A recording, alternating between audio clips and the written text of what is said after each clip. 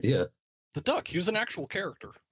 It says Bean the Dynamite on. Oh yeah, Bean. According to the internet, yeah. Yeah. I couldn't remember if it was Petey or Bean.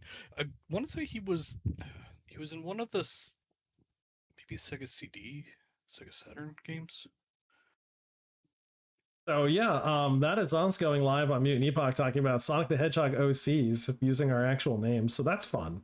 We're finding a lot of art for that because now we're on Tumblr, and that's Faulty's fault. So make sure you follow Faulty on Tumblr.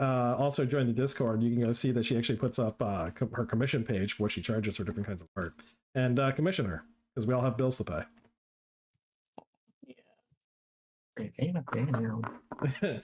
So we've I think we got the whole cast here today. Pat is back from his little hiatus, and I'm sending out the links right now to different locations so that people can join us when they last week we started the very first episode for Blood for Belridge. It's a 1-day dig, so typically you look for like 3.5-4 hours to run it. Now we've extended it out because on one hand I'm also kind of reading through the document at the same time that I am we were role playing it, like we're discussing it as we're going. We're really seeing how we're going to role play that out, how we're going to tie different things in. So some of the things that we initially changed in the original game, you were going to go find this friend of yours, Rex Tallow, and you come across a person who's running down the road wounded, and his name is Hugo. So later on in the session, there's a scene where you're just randomly kind of attacked by mutant dogs, but increasing the tension, I decided to have the dogs attack Hugo immediately.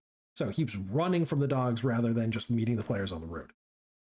So that's where things can interestingly go wrong, is that Hugo almost died while being attacked by one of the dogs because 50 meters away is not a great time for a plantoid to shoot a shotgun at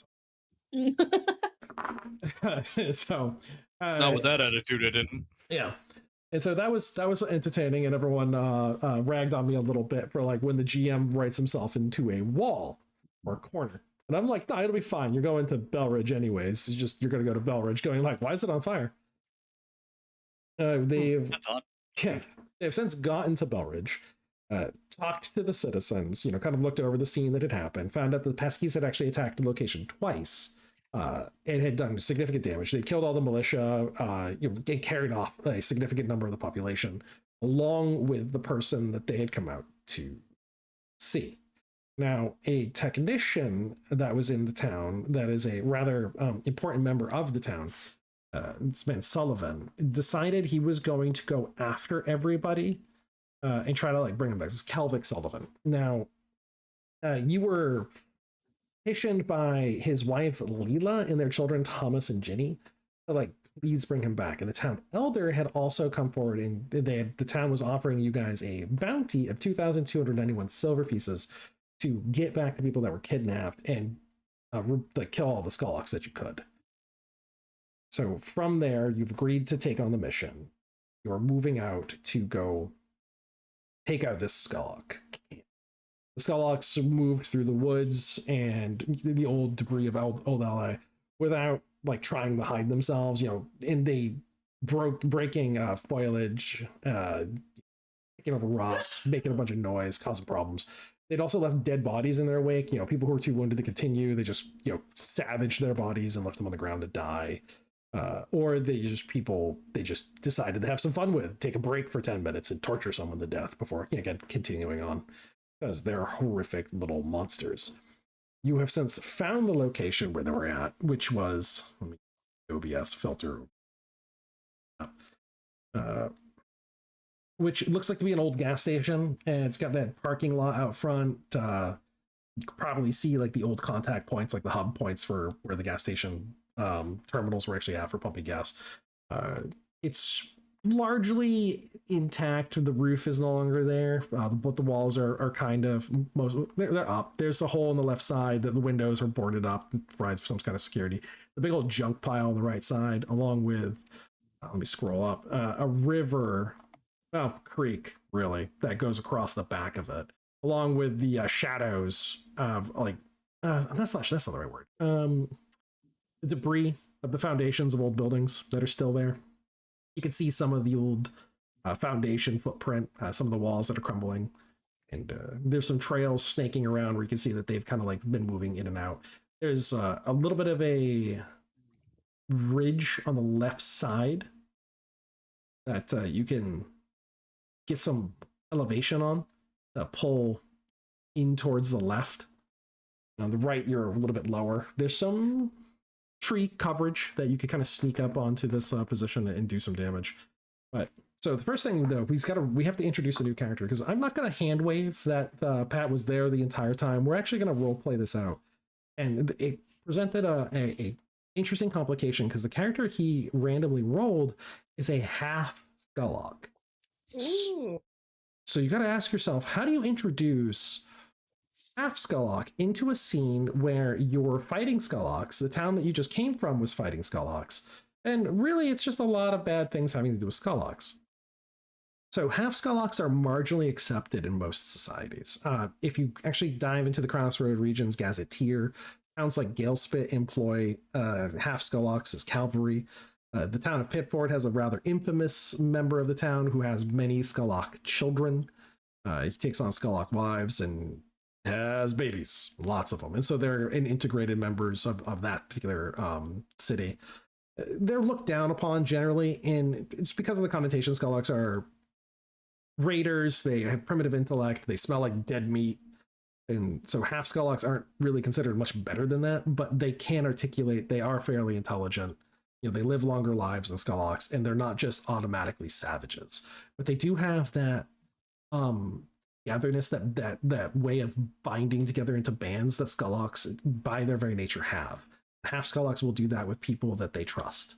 And so they become steadfast and incredibly loyal allies. And we have our new Skullock, Stillborn. And what we've decided is that Stillborn is a recent member of the Northern Scouts. So the Freeholds, which are the Northern and Southern Freeholds in the Crossroads region, have two different specialized elite forces. One of them is the Scouts in the north, and the other one in the south is the Freehold Rangers, which we actually made a short video for the Freehold Rangers you can find on our YouTube. So as a member of the Scouts, as a member of the Scouts, he's going to have identifying marks on him and paperwork that makes it so that people who don't know who he is, getting half Skullock walking around the wilderness, hopefully don't shoot him on sight, and he gets a chance to actually talk. So Stillborn, Pat, if you could introduce this character and what he looks like. All right. So, those of you at home, you know what a Skullock is, right?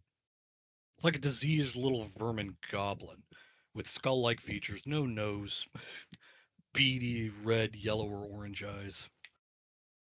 This one looks pretty much the same. Gray-skinned, beady red eyes, and slick, oiled, nappy hair into a ponytail, wearing a clearly too large for him hat, rusty, weather-worn jean jacket that's been trimmed down to his size, standing at a whopping 4'2", with an auto pistol at his side and a survival rifle on his back. He is currently taking a drag of a cigarette while staring at the building from a distance, muttering to what sounds like himself.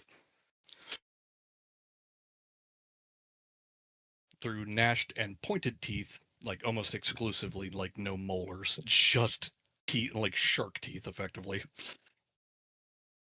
By this point, he will likely have noticed a motley crew starting to come closer to him. You probably did, because there's a stench of death. I just thought that was me. So just Yeah, I really We'd be probably just walking popped down the road, would we? say that again, Bliss. Would we be just walking down the road? That seems incredibly stupid. No, you guys are coming from a position of stealth. Yeah, yes. not where we're on the map.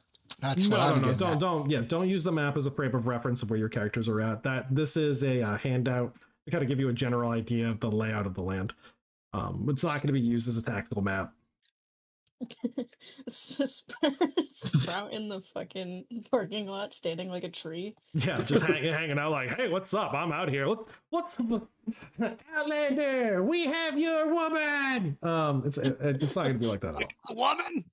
So, again, you know, I don't know about the relative mentality of every other character in this little shenanigan besides, Wastelander. But as far as Mr. Big is concerned, he's actually quite intelligent. 40 plus something, I don't remember. I'll have to pull up my character sheet. But he would probably be saying that, okay, we're now in a military operation, and we must approach this with military mindset. Therefore, we're not walking on the road. But I'm open to suggestions. Where do people want to approach from? I personally favor the north, coming over the river and using the higher ground from that point to establish lines of fire. I will approach the back door, kick it in, kill everything inside, and then we're good. Counterplans. I thought that section from the river was technically lower. Yeah, but you can come up. You can come up from the low position of the river and move up because there's a whole left side. That's why I was that's above curious. it. I didn't know if Yeah. we were looking at the You That's flush them out. But we got ruined walls up here. So even if it is lower, we can go up the sides of whatever this elevation is. We're not going to come in on the trail. That's dumb. Any more than we're going to use the old road. But, we probably will need to go across the log, then divert immediately to the, I presume that's east. Yeah. No, west. That'd be west. And, use the trees, use the walls as cover. From what I recall, at least half the party is more arranged than hand to hand. How injured are we? I know Mr. Big actually took some damage, and he can't just heal it. He's got to have repairs done. But he's still got 140 endurance still, so I'm not too worried. Looks like I know for sure. It sounds like Tex is the gunslinger. Sprout's a bit of a gunslinger. Yep, Smith himself is more melee oriented. He does have a gun on him, but again, that's just in case they were far away like the dogs were. But he prefers his dose hander. So I mean, if anything, that plan works. Potentially just have the two heavy melee combatants flank around different ways so they're to maximize the kill zone. Okay. But I don't mind actually sneaking around the riverside because I feel like that's where they're not going to be expecting us following, assuming we're coming from. The village is more roadside. Now, don't get me wrong. There's a risk of there being some kind of river monster and encountering a river monster as we cross. But I still think that's a better plan than just walking down the big old road where everyone can see you. I mean, yeah. If anything, we could still have Sprout do scouting because she's akin to either looking like a corpse or a plant. Yeah, a green walker. She looks like a green walker, so that I don't know how a Skullect would react to a green walker. What the hell, Tim? Do we have any guesses on that? With terror. Terror? Okay. Yeah, just like anybody. Oh, wait, the live stream just closed? Oh, no, it didn't. Never mind. No, it's I just got a notification from. All right, we're good. Yeah, with absolute terror, just like anybody else inside the wilderness. Green walkers represent a existential threat because it's never just one you're dealing with; it's a fucking mess of them. Oh. Yeah, if they see her moving, I imagine they'll probably pick up on that. Let's see a benefit of a bluff because we don't have a ton of them. We have one. Well, I'm a fan of coming from the north because you're right. There's a lot of cover there, and while I'm not we're both pretty chunky in the endurance, but I'm worried about Tex there. All right, I raise you a rational, measured approach for go big or go home. All right, I'm on. Oh, I go with Tex plan. I mean, we could spend a lot of time sneaking around the building, but people are being killed and tortured in there. Tool. What if a guy in there is getting tortured? He could die, and then we not getting money. I mean, you can hear it from here. You see those boards on the side of the building there, the windows? Bigger there, Mr. Big. They wouldn't give you too much trouble coming through the side. Okay. And I think the wall would probably, take his hat off and say, "Pardon me," if seeing you coming his way. Mr. Big, what's your strength? Go big or go home. Okay, so you're going to lead the charge, right, Tex? Grabs his belt, kind of huffs it up. He's like, "I can do that." Go for it. Mr. Big, what is your strength? Hang on, that's like I think 111 or something like that. Hang on. So just a glance at the wall of boards, that dilapidated concrete wall and those rotten wooden boards present no obstacle to you. Okay. Yep, 111. That's not the issue, Tim. The issue is that I just wanted Mr. to Big know. thinks that Tex is stupid, and as a result, he's being derogatory in response to the so-called plan that's being proposed.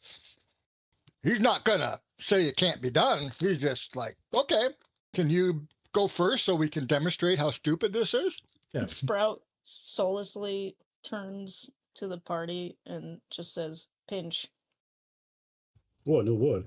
New word. Add it to the list. Add it to the list. And then I'm she not gonna points lie, to the front door. Billborn's just watching these schmucks argue in the distance. Now, so we're going to actually get to that point. Because of Mr. Biggs and mechanical components, stealthing through any area is nearly impossible if he's in audible range of a person. Now, he can turn those things off. If he's perfectly still, he makes no noise at all. It's just the moving. So, Stillborn, you've got Dead Reckoning on the party.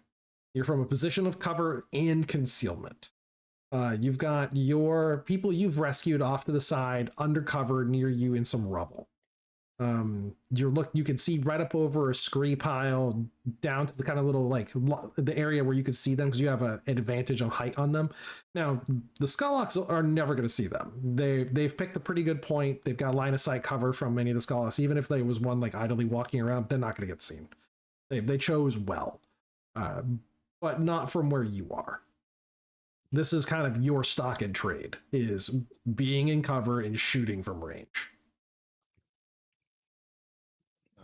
Well, they don't look like they're with the Skullocks. What do you think, Henry? Yeah, that's what I'm thinking too. All right. He's gonna hop down from his spot and gauge the wounded again. How y'all doing?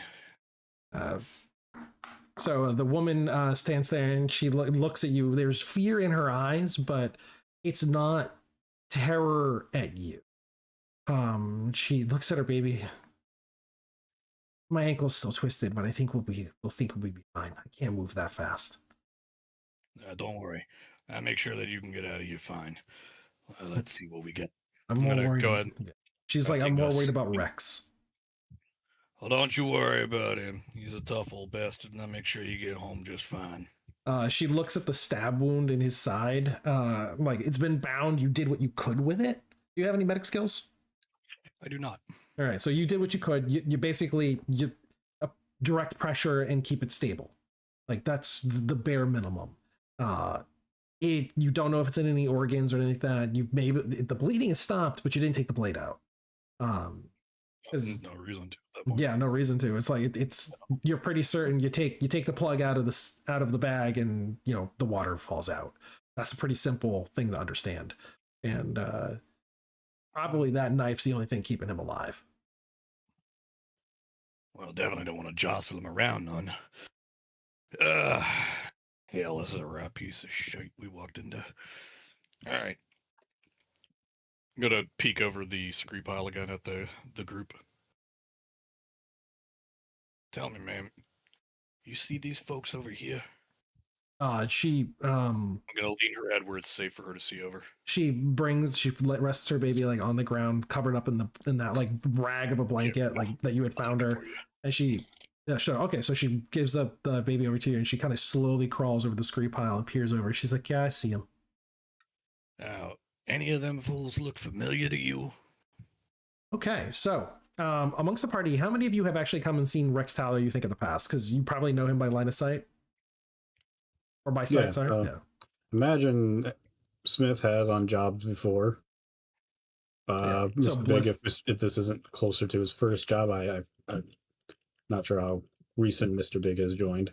we wanted to establish it's a Mr. Big Bliss. This to you. So we wanted to establish that Mr. Big could get in and out of Crossroads without like really much trouble. Right. And so this is most likely not his first time around, and everyone's going to remember an android, especially one covered in the plates that he has. Yeah. All right, so she's going to recognize. I thought that was a guy. I Yeah. thought that was a Yumi. She's gonna, yeah, right. It's like They come in it's the same silver, thing. right? Yeah. So she recognizes Mr. Big and Smith, and she's like, "That's Mr. Big. He's an android. And he works for Mordecai, the Fuel Man." And then that's Mr. Smith down there. Well, damn, we lucky as hell then. All right. We got some. She's like, "Are we? They're debt collectors." They're debt collectors that aren't here to kill you. Yeah, I mean, we got to take our wins. They ain't Skullocks trying to rip you apart. At the very least, they're a direction, and they might have some salvage on them that we can use to help patch you up better. I'm gonna go ahead and help Rex down. I want you to creep down as quietly as you can with your little one. All right, here. I'm gonna take the blanket she had, wrap it around, and make it into a bindi for her, so that her baby is held with her hands free. Okay. So how do you want to signal the party? Let's see. None of them look like they have any kind of militant background, do they? Yeah, they're armed. Some of them have armor Good on. enough. Good enough. I'm gonna try to flash with the with a mirror, catching the light and making small flashes. All right, so perception checks type B from everybody. I'm more worried about what Pete's Yeah, Tech's gonna roll up, put his thumbs in his belt. If he's loops. actually up there, that is so awesome and based. You know what? Well, that was what Sprout was gonna do too. Sprout was just gonna walk through the front door. You got, oh god, these guys are insane. Keep in mind you have prisoners in the inside that you have to get out alive. That was the mission, so if that doesn't happen, no money. Right. Yeah. Right. What I'm saying, Mr. Big's not stupid. He's not going to go for Well, that now you shit. have to weigh the true Yeah. question: money or fame? Yeah, Go big or go home. Yeah. All right, so Mr. Big doesn't care about either money or fame. Mr. I Big know, I'm saw, really Tech trying to be saw, Smith saw, Sprout didn't, I think. Yeah, Sprout didn't. All right. So we have enough people that did saw the flashing mirror just off to your right in a scree pile in a ruined building that's got a little bit of elevation on you. Oh, look, they have guards in outlying areas. We should kill that.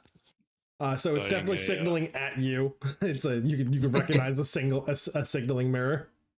I'm actually going to Squints. tie my bandana strip, my indicator onto a stick and start waving it. Yeah, Is it I hard don't think the sentries would signal us if they were in line and ambush there, Mr. Big. So I'm trying to flash my symbol for the Blue Oh, band Scouts. with a white star. I will have That's like an upon awful seeing the long way symbol, for us to see that. Smith Okay. will grab the collars of Sprout and Tex. Seeing this, like, hold on, give a second, guys. So Before blue you go is, do that. blue is a color that does not appear in nature pretty much anywhere. It's only artificial with the exception of a few plants. So when you see blue that's being flashed at What you, about bluebirds? yeah, it's very, very rare in nature. Also, I don't imagine Bluebird this heart. is sky blue. Yeah. There's Bluebird signaling us. it's a bluebird. It's over there. No, wait, isn't that the colors of the Novan Scouts? I don't think I've had any dealings with them, so I'm not sure. Ah, hell. If you've been I mean, alive I've seen for once or two. if you've been around for more than a few months, you'd be aware of their existence. No. especially in, He's Crossroads. definitely not been around for a few months. He's been around at most 1 month. Okay. Yeah, so maybe not so much. Yeah, no, those would definitely be friends of ours if they is for sure a scout. And the fact they're signaling us instead of shooting at us, I'm assuming they are. Tex is like, oh, I think you might be right, Smith. That looks That's not Morse familiar. code. Are I you don't sure know. that's signaling? It seems semi-random. Do we have anything to signal him back with? Hold on. Smith puts them back down, so if they continue to walk forward, he's kind of unable to stop them because he has to dig through his bag to see if he has something to stop. Signal back. Did you happen to motion to both of them that there's a signal? Because Sprout's just kind of looking. Sprout is the one that did not see anything. Yeah. Oh, that's right. He, I think the best thing Smith would have, unless someone has something better, is he would have that golden crucifix key on his neck that he could try to catch the light on and try to signal back. But he wouldn't be saying anything. It'd just be like random ass flashes. I mean, you can wave. What's he saying? I can't read Morse. The Morse code is your mom. So we're not talking about like a quarter of a mile of distance. We're talking like less than 100 yards, maybe. No, like this is 50. what Smith would do. He wants Yeah. to signal back. Oh, okay. He could wave, but he wants to signal back. Yeah, that's right. Intelligence like 16, right? 12, somewhere in there. 20. A 20, little alright. below average, but Yeah. again, it's Not great. well. I'm playing most of those smarts into his job, not much else. Or not a Yeah. smoke signal. It starts a fire. Stop putting these tweets down. Well, at least they seem to have acknowledged us. All right, sweetheart. I'm going to have you try to slide down the scree pile and make it to that log over there, all right? All right. So a woman comes up over the top of the scree pile over in the ruin. She has a bundle in her arms. She's trying to stay low to the ground and move quietly in small bounds, trying to keep as much cover between her and the Skulllock encampment as possible. She's I'm going to be overwatching the Skulllock encampment at this point. So I'm not as confused now. Are we in the north right now, or is the party to the do south? not use the heads-up display map as a reference. No, I'm asking the party because the parties, some of them are using the map right now. Yeah. Oh, I'm just having fun. That's what I'm Yeah. trying to figure out. Yeah. I don't know. Yeah, I thought but you guys were coming from here. Okay, No, I'm no, gonna move my don't- I yeah. did too. I Yeah, did don't- too, but then people were like Yeah, down don't- there. again, so I moved down Don't use there. it. This is why I got rid of maps in the other games. Yeah. Do not use it as a reference. I'm not trying to use it as a Okay. reference so much as I an more use it as orientation. just so I understand where I'm at. Yeah, I that's what guess, I'm saying. 'cause Like I- you're not on this map. I'm not saying we're on. I just want to know what general direction we're from. That's all. That's all I want to know. We will say a direction that both sides are from, and they're Okay. both from the same side. Okay, So- north. These two can't just walk up there like they were planning on, because that's what they were saying. Smith did grab their collars. He stopped him. He thought it was a fun idea for a second, but then he saw the But flashing. was it in the south or in the north that you stopped him? That's the part that was unclear. I mean, there are doors on both sides. I'm gonna go like this. The northern star. Delete the map. We're all. My brain is satisfied now. I'm happy. I still want Tex to keep those conditions he has though. My only question was if they were coming from the water or from the opposite side. Yeah, because he Irrelevant mentioned a otherwise. woman to cross the log, and like, okay, so we have to be from the north, unless he's just having her. Yeah, unless I was trying to get her out of a potential firefight. Either Yeah. way. Oh God, I can't see me anymore. Yeah. It's fog war. Shoot. fair enough. Start shooting. Yes. Wait a I minute. sent it to the back. We can see ourselves again. You put 2 boxes. Don't worry about the other box. I see a Oh, I see What are a you white doing? box. Yeah, don't see a worry. scene. Don't worry about the other box. No, I What take in it the you box? want us to do theater of the mind since you blanked out the Yeah. map. What's in the box? All right. Okay. Seeing the woman approach from across. What the hell? What's Seeing me? the woman approach from the scree pile, a pile of debris. Yes. Okay. Just Smith's just kind of watching, rubbing his chin. Right. What curious what this move is right here. Oh Lord. On you. So Oh, Mr. man. Big crossed the log.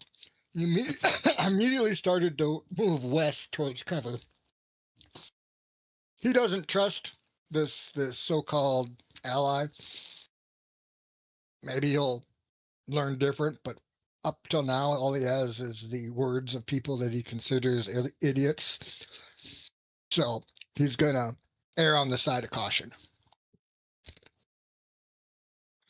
He respects Smith, but he doesn't consider him highly intelligent. The other two, he doesn't really have any thoughts about at all. It's like, yeah, so that cold robot logic where they realize there's like not a whole lot of nuance to it. Yeah, it's just like, this is how I can perceive my world. These are the facts I have. It's and this is like how he's going to act off of it, because he has no what do you call it? Intuition. Well, he also is a non-impersonating model. He's not built. Yeah, not human. To interfacing. Human. No. Yeah. Yeah. So his actions are actually a failed robot. Yeah. So his actions are pretty standard, what you would expect from like a robot with that kind of like personality. Well, actually not personality. Sorry, like a lack of personality. Just kind of like, these are the things I have. And ultimately, the action is preserve thyself. So again, don't worry about the reference of like where the log is, the river, or anything like that. Let's focus on the idea that you guys are in a point of cover where the Skullocks can't see you. There's a woman who's moving towards you. So we're focused into this moment of the scene. That's why again I blocked off the map, because it's also again why if you're ever playing in a game and the players are they're interacting with the map a little too much, just get rid of the damn thing. I had it up there for people to see for the YouTube, and it's probably something I should have blocked off earlier. Because tactical maps are great, but they do create a tunnel vision for anyone who, because they're using it as a reference point to interact from, and now they're responding to that rather than creating in the moment. So always kind of consider that when you're like setting stuff up for your players and how you give out hands and create a story in the narrative. So this woman is moving across the cover point to point. She is trying to get close. Who is going to be the person to try to reach out to her? This is, again, a tense moment. A Skulllock guard could come out at any moment. Someone could see you. You don't know what their numbers are. It's large.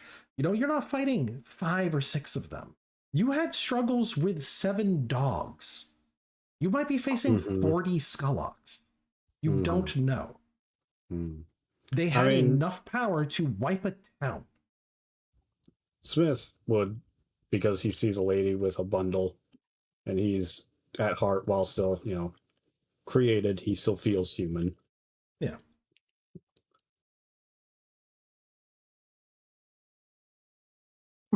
That's it. Yeah. I feel for you, lady, but you're on your own. No, he's kind of waving her over, but okay. So she moves towards him. You can see she doesn't see you as a bioreplicant. She sees a large man. And she's grateful. She's panting. You see she's sweating. She has blood across her face. She has several cuts and lacerations on her body. The baby is quiet. She comes in close. She's breathing him. She's like, "Oh, are you here to help us?" We're here for Rex. Rex, he's back. She points to the area she came. She's back. He's been stabbed in the side. He's actually how I got away. He tried to fight the Skullocks. I managed to get away at the time, and they were too busy. Then there was another man came. She like hesitates for a minute. Well, he came. He helped. He was the one signaling you. And you wait. Where'd she say Rex was at? Did she point to the building or the scree? The scree pile. Smith will kind of look back at Mr. Big and gesture like, "Hey, you want to check out, see if he's over there?" Mr. Big looks at him like, over there, where the person is that we don't know for sure what their allegiance is. She said they helped him, so imagining not with the Skullocks. She raises up her hand. He's a scout with the Northern Freeholds. He has the badge. I just can be stolen. And she doesn't seem convinced, and that argument does tick her. Like, you can see confusion on her face. He's not human. What is he? Half Skulllock. Looks back at Mr. Oh. Big again. Good call. That's not suspicious Right? at all. Right. Well, we should definitely go over there to see if we could save Wex, though. I could go up to distract him, and you could sneak around. I don't sneak. I bet you sneak better than I sneak. Do you want to distract him while I sneak around? Sure. Okay. Spout, you should sneak around with me. You probably do it better. Her tendrils just make a noise from the wind. Actually, Tex, you should stay here with her. I don't think we should take too long, but all right. It'll be quick. We got Wex over there. We could potentially get this job done quicker. Shoot, hurry. But not too fast.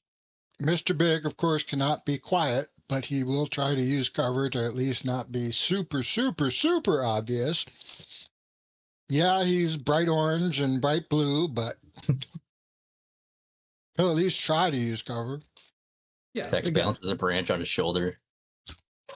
So you can use concealment. So you use objects that block your line of sight from your enemy, and that's going to give you, again, if they can't see the orange and the blue, then no harm, no foul. Also, a lot of times when you have that concealment or cover, like hard cover, you're also going to be blocked.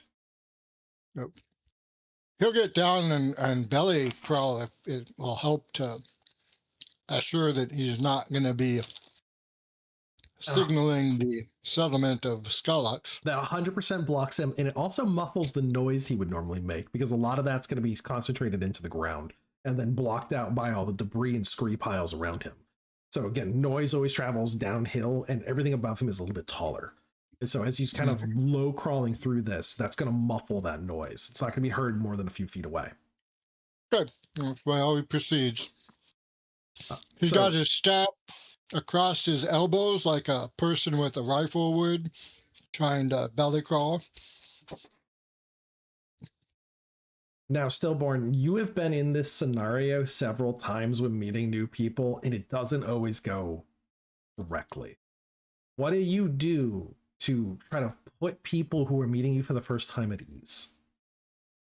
Well, once I can see that they're getting close enough that I don't have to necessarily be on Overwatch, he's gonna take his rifle, plant it down, butt stock down against one of the scree pile walls. Take his pistol, set it to the side near him, somewhere where if he absolutely has to, he can grab it. Yeah. And then he's going to sit down, cross-legged, and wait while Rex is within his line of sight still. So Rex is conscious. He's pale, but he is also going to have his hands on his knees, palms up.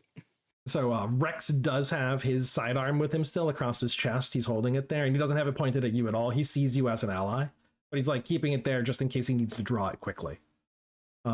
He's got his finger. You thinking, buddy. He's like, I know how things go, man. He's got He's got his finger straight off the trigger. You know, it's not on it at all, but that weapon is loaded. So we want Mr. Big to be the first one to come up, and we need the other two to make stealth checks to make sure that they're able to move silently and undetected.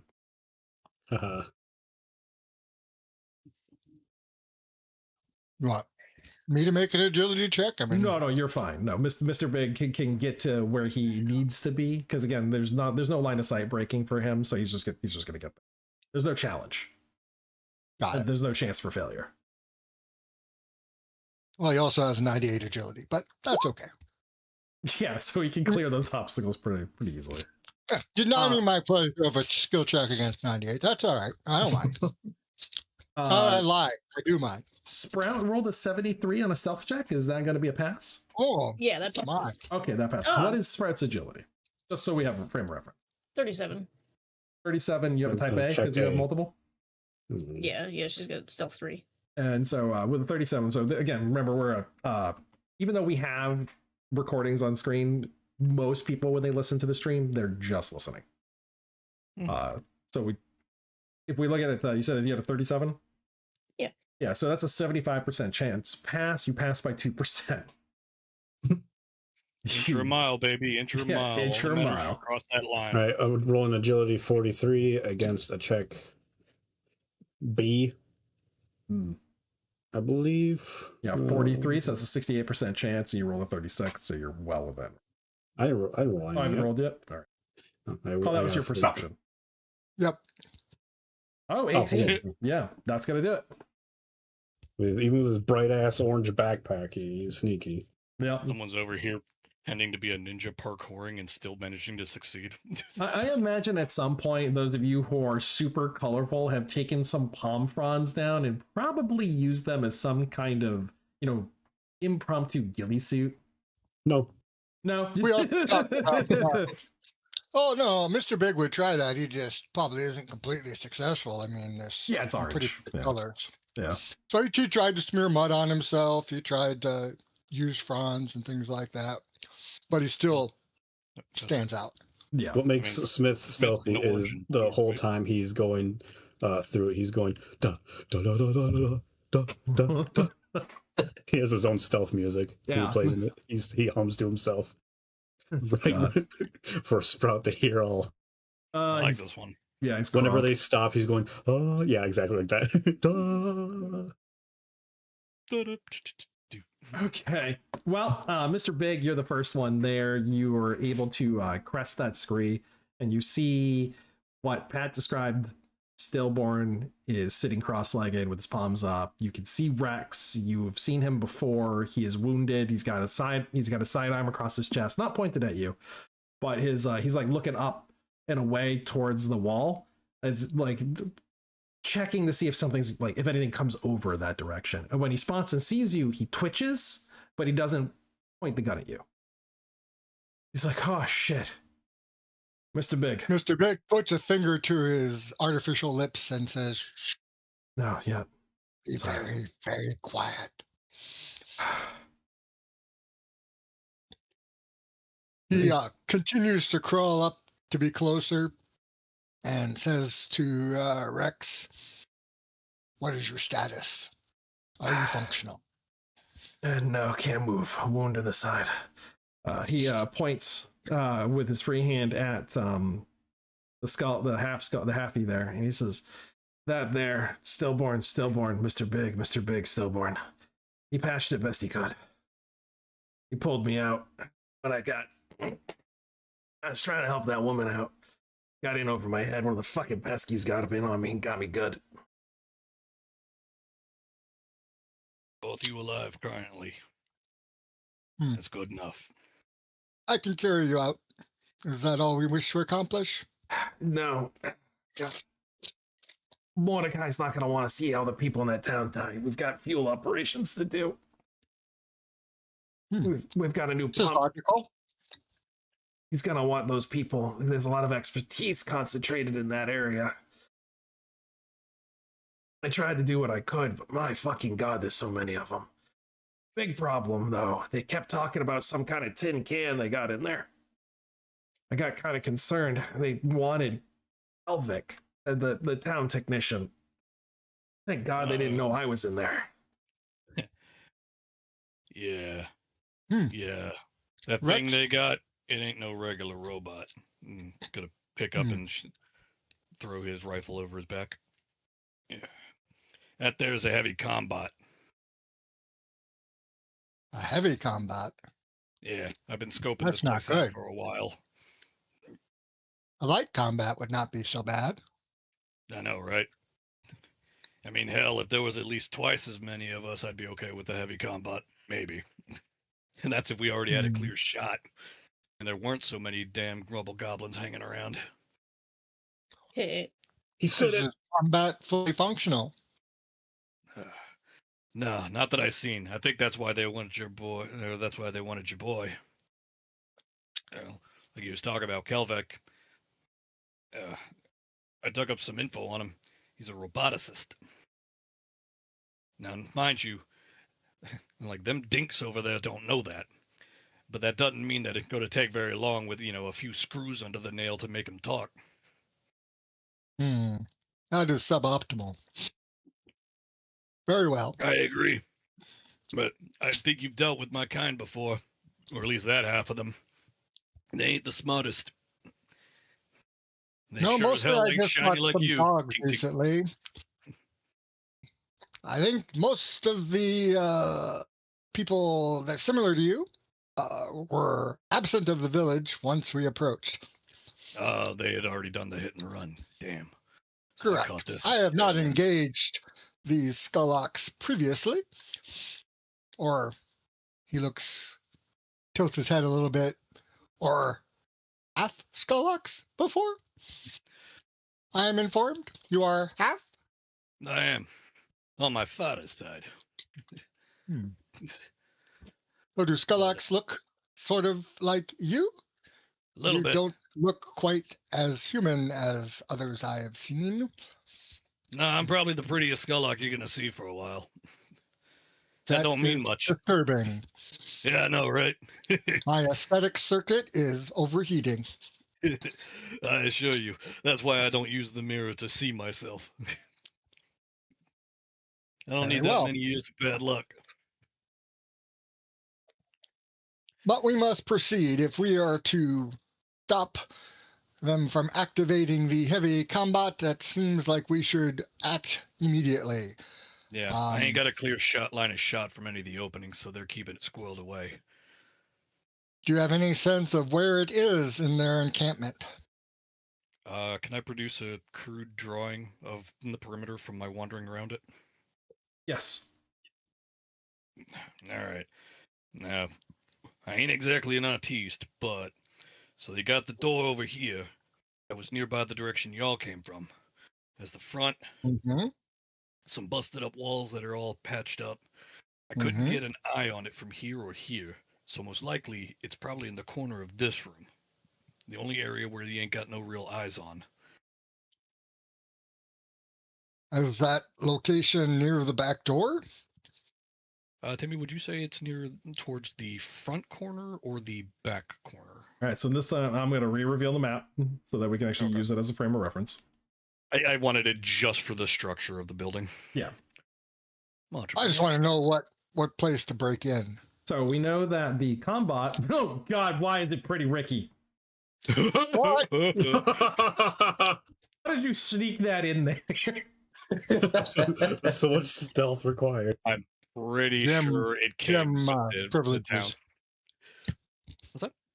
Yeah, GM privileges. Fucking Beans got him pretty Ricky on top of the combat. Anyways, there's the combat. You know where it is. There's a hole in the wall right by it. A weak point in the wall.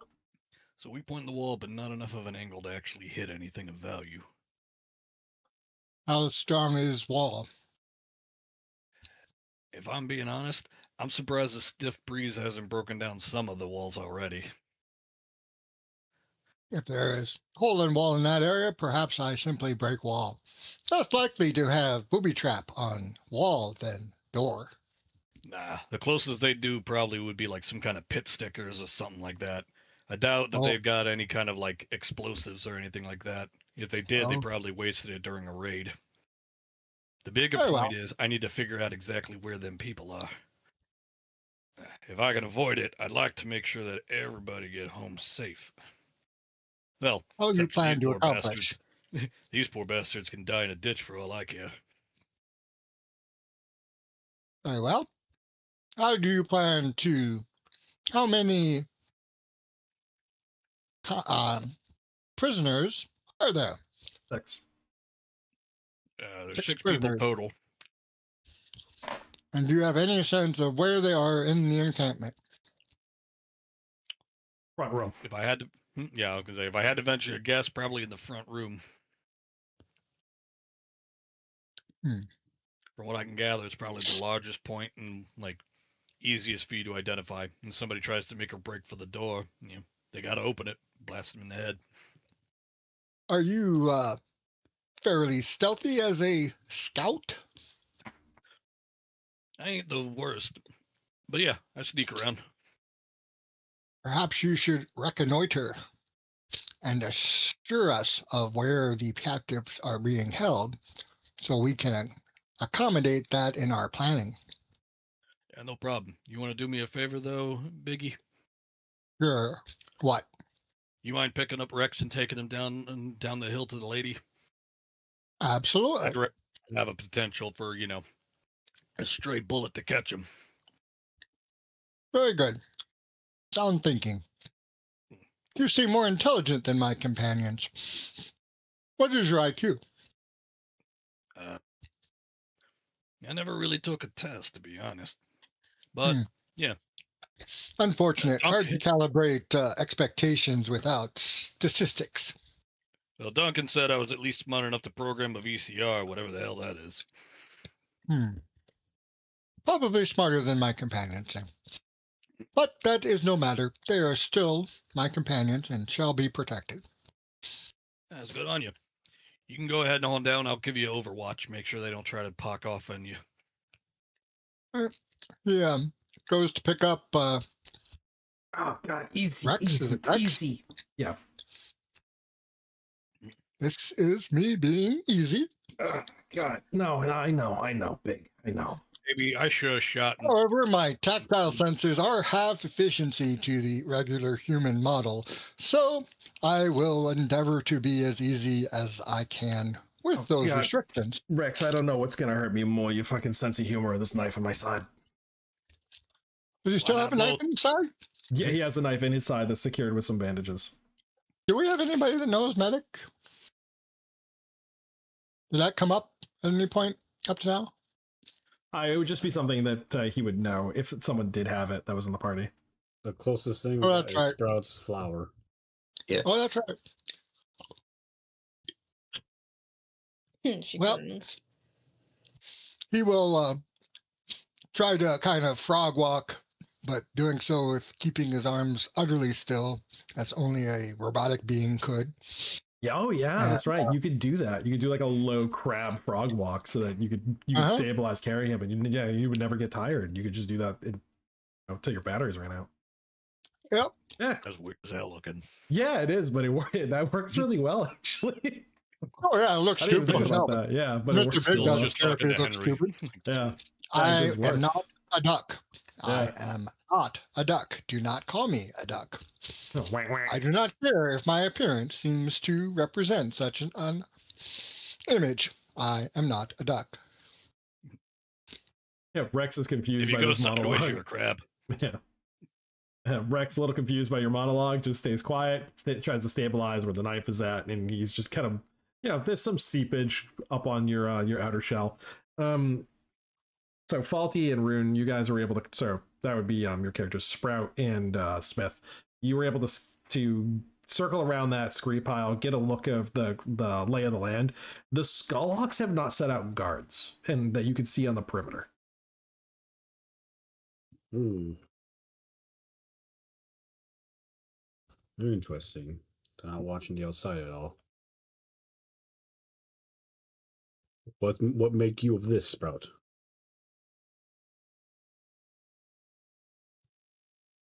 She kind of looks over with her dead, hollow eyes. And she uses her tentacles to shrug.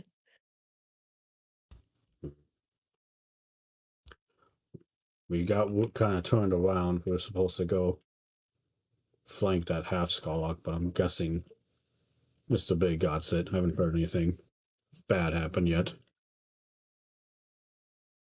You probably were close enough to hear some of that conversation, snippets of it, so you could have responded immediately. No one detected you. So would you say we're like close enough with an earshot so you could throw a rock at the spot they were covering at if you wanted to? Okay.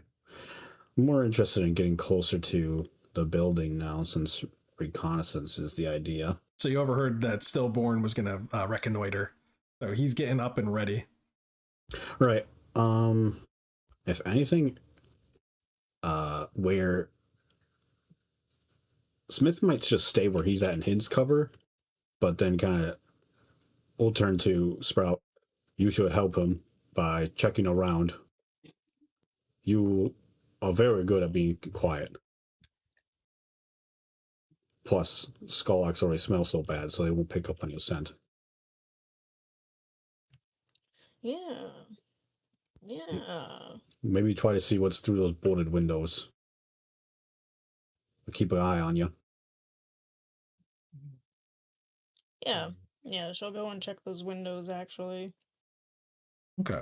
So what are you gonna do about communicating with Stillborn? You gonna use some kind of like you gonna toss a stone up there to warn them that you're on the other side? You gonna use some bird call, like Oh yeah.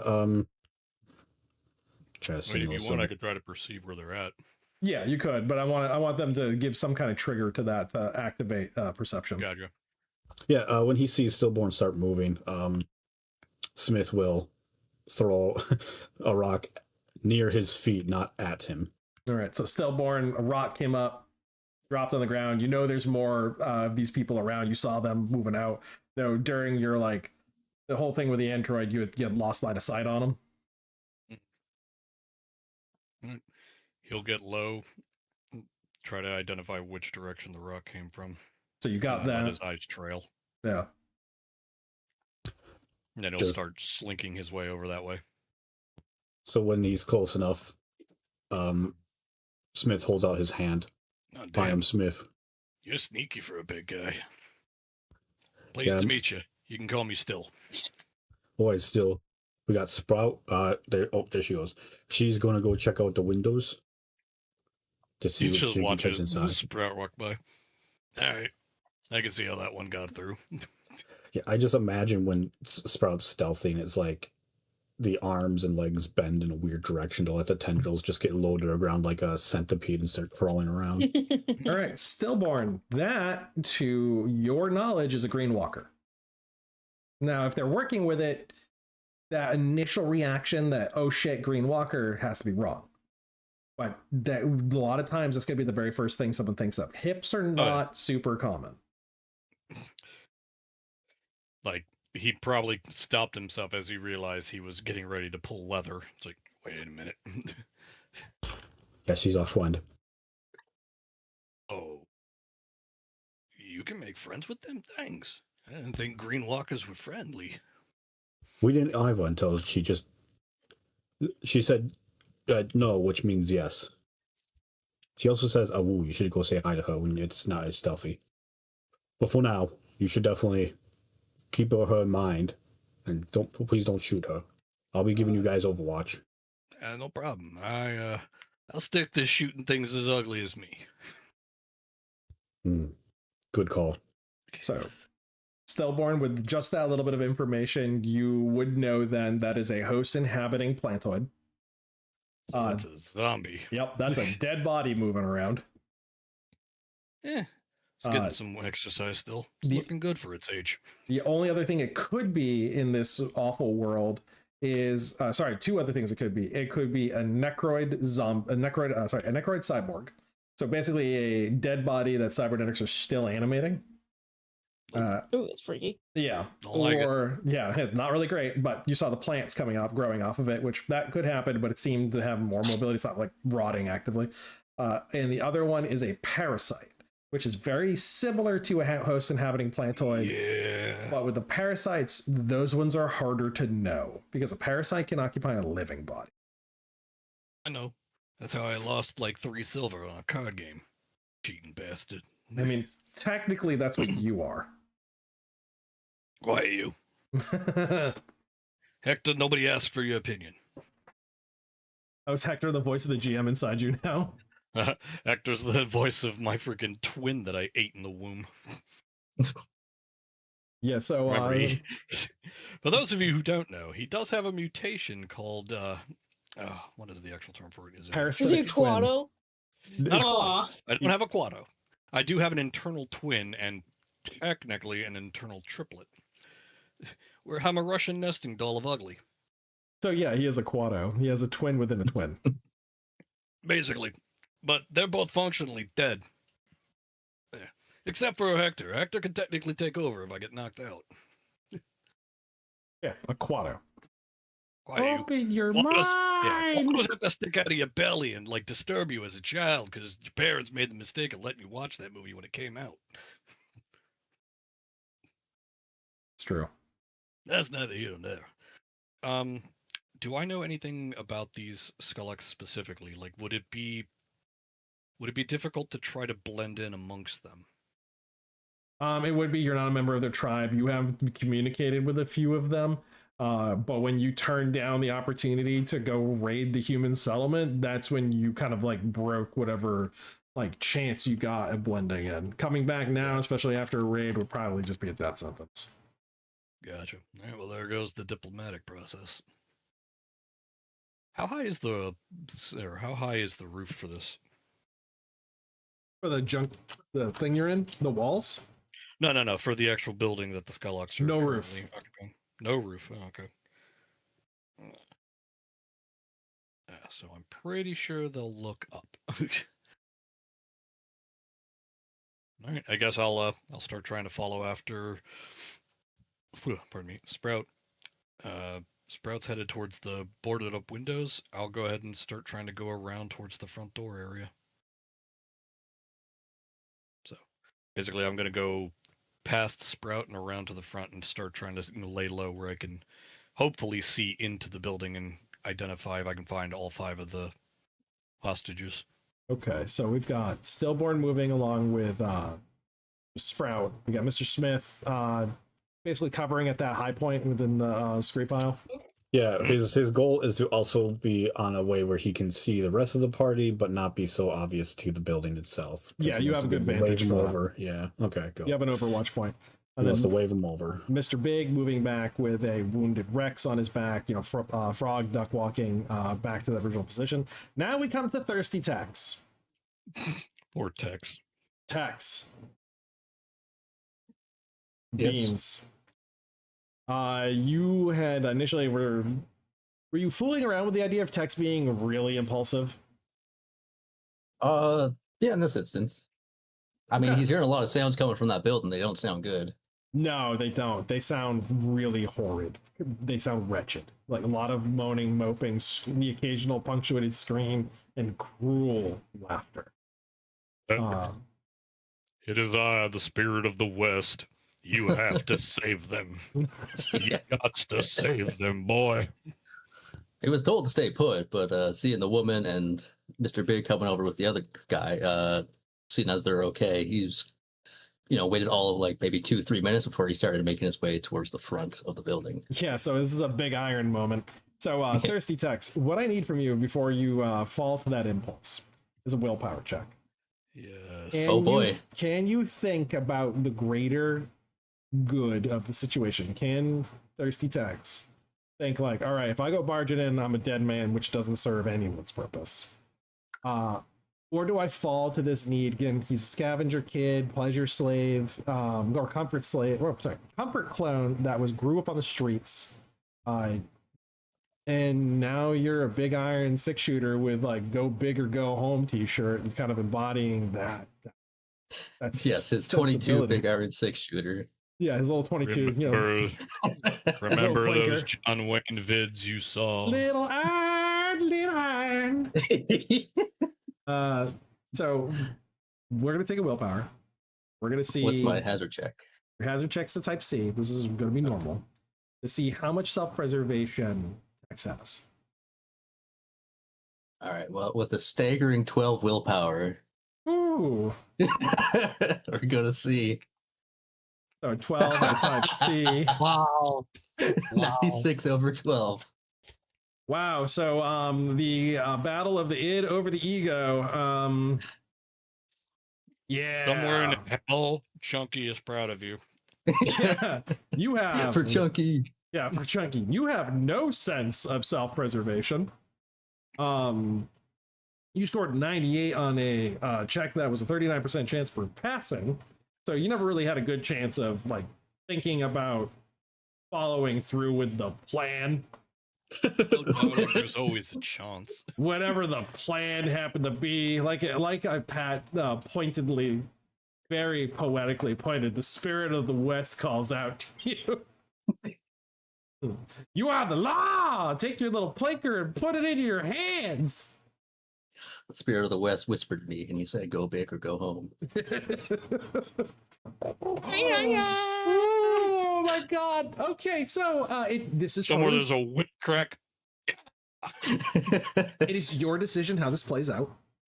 Don't want to put you in a situation that automatically gets your character gunned down. Oh, please. I'm doing that myself, but you can join me in this endeavor. Yes. So this is consider that role like a scene direction from the director who's saying like, hey, give me more. So how do you give us more in this moment? All right. Think of the other players, think of their interactions, try to pull other people into this scene, but it is about you. I guess, yeah. So he's been watching. So from his vantage point, I'm pretty sure he's seen people go off in their different directions. Yep, we've seen the reconnoitering team, and it kind of looks like they've got good firing points. So it looks like there's no windows at the back area. So Tex will kind of first make his way over to this little ridge, try to be in view of every one of his group, and he's going to unholster his gun. He's going to raise it into the air, glint it in the sun, and he's going to. Is that what I Nice think is to about to happen? tips his hat and makes his way around the other side of the building. No. It's not a hat. Tell me what you tipped. Right, his makeshift cowboy hat / helmet made of a colander and a trash can lid. Holy shit! Somebody listen to the spirit of the West out there.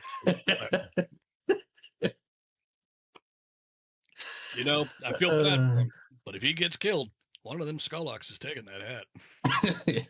I guarantee it. Stillborn can have it if he wants it. So he walks all the way around the building, parks himself at the far end of the parking lot, facing towards the building. Oh, hell. The gun raised in the air, he fires off a shot. Okay. He says, "Come on out, you mongrels! Come Mr. and Big. face justice." Mr. Big, you're just at the point where you can deposit Rex in a safe location. Rex just did that shit. Basically validating everything your character has just said about the general relative of intelligence of the people that were not the half fucking Skullock. Smith and Sprout are out of line of sight, ostensibly in a position where they can take cover fire along with Stillborn. You don't know if they're exactly in position. You have a second to make a determination on what you're going to do next. I'm not taking a second. I immediately start sprinting down the trail towards the back door. No one sees you because all fucking eyes are on X standing up That's on what that I little figured. hill with little gun up going like, That's what I figured. So that's why he's risking being spotted, because he thinks it less likely than typical. So he is sprinting his fastest, and he moves pretty fast. I think he's got like a 10 move. yeah. And again, this is one of these like the dig deep moment where you go from your normal, energy conservation running to dead downhill sprint. Yeah, I think there ought to be a way to increase your total move with like full maximum effort and That's what we're cost describing. like some endurance or something. But Yeah, again, that's what we're describing. I'm not going to use tactical maps that we have been in the past. This is just a frame of reference for moving across it. So yes, you were going to get there in a round. You're downhill, you smash. What I need is a strength check against that door frame. Actually, I should ask you first. Do you want to blast that door down with your sheer android might? Or are you trying to just get through the door itself? Like, how destructive do you want this to be? no, as he's going full bore at the very last second, he is going to jump in the air and then use his inertia to continue towards the door and then smash it with both legs. He drop kicked that bitch. Right. Dropkick? You're going in like Wolverine with your knees or something. It sounded like he extended full out legs and smashed right through that thing like he was just doing a torpedo hit. And he rolled pretty low at 111, so that's probably a type high letter. I don't know. It doesn't even fucking matter what letter it is. It passes all the letters. Not quite. It wouldn't make an M. Yeah, and it's not going to be a type M, so I think you're in the clear. But it'd make a K. So with that, Mr. Big, you bring down that door frame, sections of that wall, and a Skulllock crushed beneath your body weight as it's just flattened like a pancake. There is, to your immediate left in a cage, is you can see that there's Sullivan, and they've got spears, and there were a couple Skullocks poking them with them, and they stand and they stare at you in just shock. They don't even know what to fucking do. The room's got a few Skullocks in it. The room in front of you, just a couple meters away, has prisoners huddled in a corner with a group of Skullocks who are now scattering, taking shelter, hands up, trying to figure out what the hell just happened. Mr. Big is going to use his megaphone bellower ability for his vocal, and he is going to say at maximum volume, "All Skullocks surrender or die immediately." And then he's going to look towards the right where he assumes maybe that combat. That combat is there, and it's completely deactivated. Its head is down. It's in a power resting position. It's got some wires trailing off of it, but it doesn't. It's not in a powered state. You can see that its missile canister on its shoulder is empty, completely spent. You see that the heavy carbine on its right arm also seems just a ruin. It's something they had tried to pry it off and they had smashed it with rocks. Oops. But that was a waste. Yeah, but that other arm with that heavy spring spike, that thing still looks intact. All right.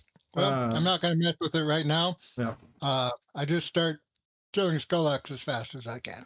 Okay, so I'm going to take no initiative for the Skullocks. I'm going to fail this round because it just you notice that totally I offered them to surrender, but I'm not actually offering them to surrender because I start killing them immediately. Oh, yeah, but what it does, though, is it gets all of the prisoners to lay flat. Good. So I'm going to pull this group of Skullocks over here. Now, it doesn't really matter which room they're in because you're either in range melee or you're not. Oh, I never noticed that feature now before. Can I see him? Yes. Can I reach him? Yes. All right, I'm gonna whoop his ass. If any of them have like a spare knife, I would like to grab that because as a knife fighter and ambidextrous, I could do double knife fighting attacks. I don't see why you couldn't have gotten just like a shiv. All right, cool. You know, the lowest number knife, what is that, D4? Sure. Yeah. Just again, crude piece of steel with an edge on it. You've been grinding on some concrete. All right, so we're gonna start with these guys. So those of you who have been circling and reconnoitering, you got windows in the way, but you could see kind of through them. So it's really kind of up to Smith, Sprout, and Stillborn how you want to respond to this, because we're gonna go with the characters who are ranged first, and then Tex as well.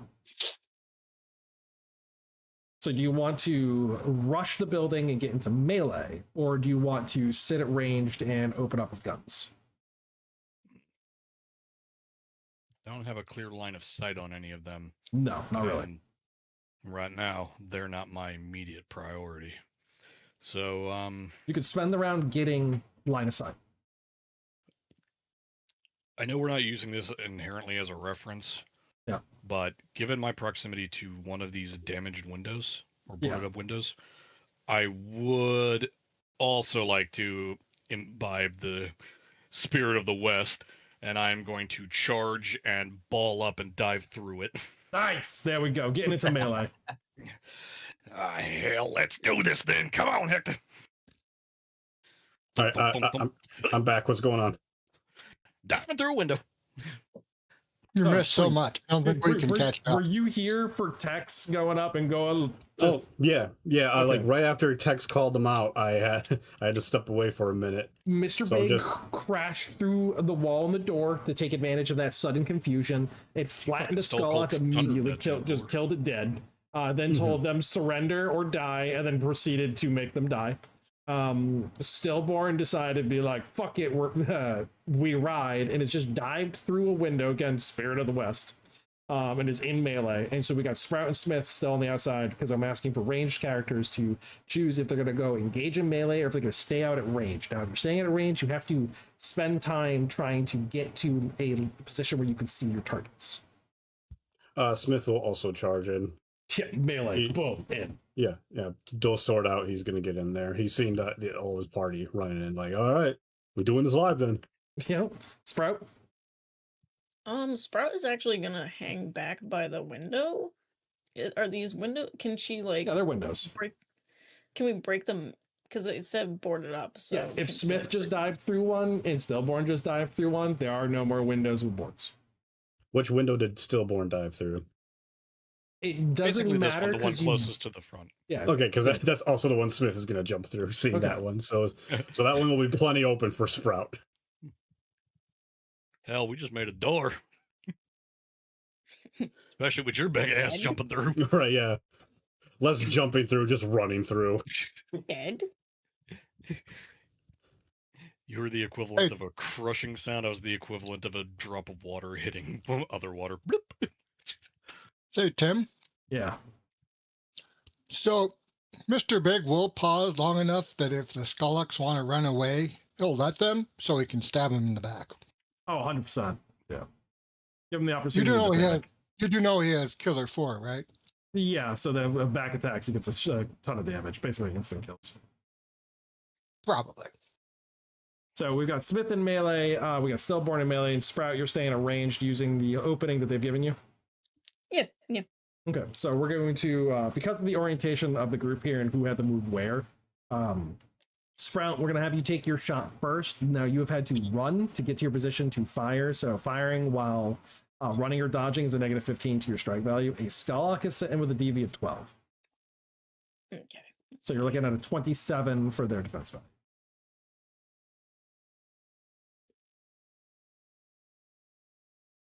And the rest of you figure out how you're going to make your attacks. You just choose a Skullock and swing. You are in melee. You are grouped up with them. They are everywhere. All right. So there are targets that are going to be able to pile on you. They can quickly surround you if you do not have a wall to your back or an ally at your back. Before I make my... Oh, God. So I marked with like a green X. I see him. Two that I'm gonna shoot. All right, 57 or less, and they miss. Whiff. What'd you use for firearm? Shotgun pistol. Shotgun pistol. So pulling the trigger twice. Two big boom. Bird shot scatter in the room. Hits the wall around them. Scatters in different directions. You were running. Didn't have a good sight picture. Mr. Big, you're over there, but we have Tex. So Tex, there's a hole in the wall. You've got your 22. You've created this commotion. The Spirit of the West calls you. What are you doing? Shoot. That's what it is. Light him up. I should probably mark a couple targets. Are you fanning that hammer? Let that hammer fly, baby. Got it right at his side. The thing is, he's got a special thing where he spins it first, so he gets extra accuracy boost. Oh, hell yeah. It's an automatic, so I don't know if fanning the hammer does anything. Fan the hammer. Does it make you feel cool? Yeah. Then that's all that matters. All right, so he's gonna level 2 headshots with these two. Ooh. At first, he's gonna spin on his gun, and then he spins it. Spits and spins. Yeah, oh my God. I was listening to the episode today, and clearly you said spins. And just the way I heard it that day, I was congested, was spits every time. Well, now he spits on it too. Is that including the defense value? Holy shit. You nailed it. Oh. Damn. Yeah, I wish. What is it? It's 44 for a headshot? Yeah. Yeah. So you need a 20. So one hit. One to actually hit him. Yeah. Yeah. So Yep. Plus another one. So the ones with green dots are the ones that... Okay, got you. Yeah. So go ahead and deduct your damage from the one that you hit, that you brained. And I'll make their type C. I'll just roll the D100 now. All right. Well, it depends on what they rolled. So 25 against most things for type C. You're gonna. So if they got a 1 to 4 endurance after this, they failed. They have 11. Oh, okay. Yep. So they passed. So they survived a headshot. I don't feel so good. You did double damage, right? The Yep. headshot? Okay, good. So those are ranges. Mr. Big at the top. You just come through. There's a dead skull like underneath you. You're already caked in dust and blood. And you've got 2 in front of you. You got a shiv in one hand, cruel, pointy, and a knife in the other. Yep. So, just asking, are they still facing me? They're facing you, but we're going to count it as you have a plus 30 because they don't know what the fuck just happened. All right. And they have 12 DV normally. Normally they have a 12 DV. So that'll be a plus 18. Oh, they got caught with their pants down. Alright. Tex, I forgot. You had a plus 30 because you were behind them. They were all facing Mr. Big. Oh, so you hit both. Oh, then you got 2 hits. Yeah. Oh, team. shit. Team. What? Team. Yeah, you had that too. Rune brought up because I wasn't sure why Skullox were scared of plantoids, and he said that Skullox are scared of zombies. And it's like, Yeah, Green Walkers. Greenwalkers. Yeah. can I intimidate them? Yeah, My you next do that round. to everybody. Wait, so wouldn't you also have that plus 30 to your head for your shooting the shotgun? If Yeah, they she are- would have. Yeah. I So- totally flaked that. So some of those actually probably hit then. So one of them took 51 damage. That was from the junk knife. Yeah, let me do some math here. Yeah, he's dead. Okay. And 2 attacks from the shiv. Ooh, missed. Damn. I gotta roll another Didn't death miss. check. 24. Yeah, sorry, Beans. I Holy rolled a 7, and Holy that Skullog with apparently their brains are so small you actually can't hit them. That's fair. Yeah, At least it's you're getting your good rolls out now instead of later when you shoot at me. She did end up nailing a Skulllock, by the way. One yeah, did I was hit. gonna say. no I was good gonna ask Deduct what the your damage? total was. with the. Oh, jeez. Oh wow, Sprout. Okay, 22 damage to a Skullog. It You was wanna- who was the first one you shot at? This It doesn't guy. matter. Oh, okay, so he's gone. Yeah, negative 22 him.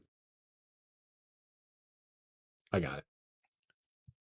Quick question, since I've bust in now and my character's eyes can adjust to the inside. Where are the hostages? Hostages on the And left hand you said side they're all behind the together? group of Skullogs. Yep, they're behind. They're behind all the Skullogs together, just being terrorized in a corner. You are furthest away from them, and so far, no one's gunshots have actually gone downrange towards the. They've all been obliquely angled, Okay. and Guess- they're also flat to the ground.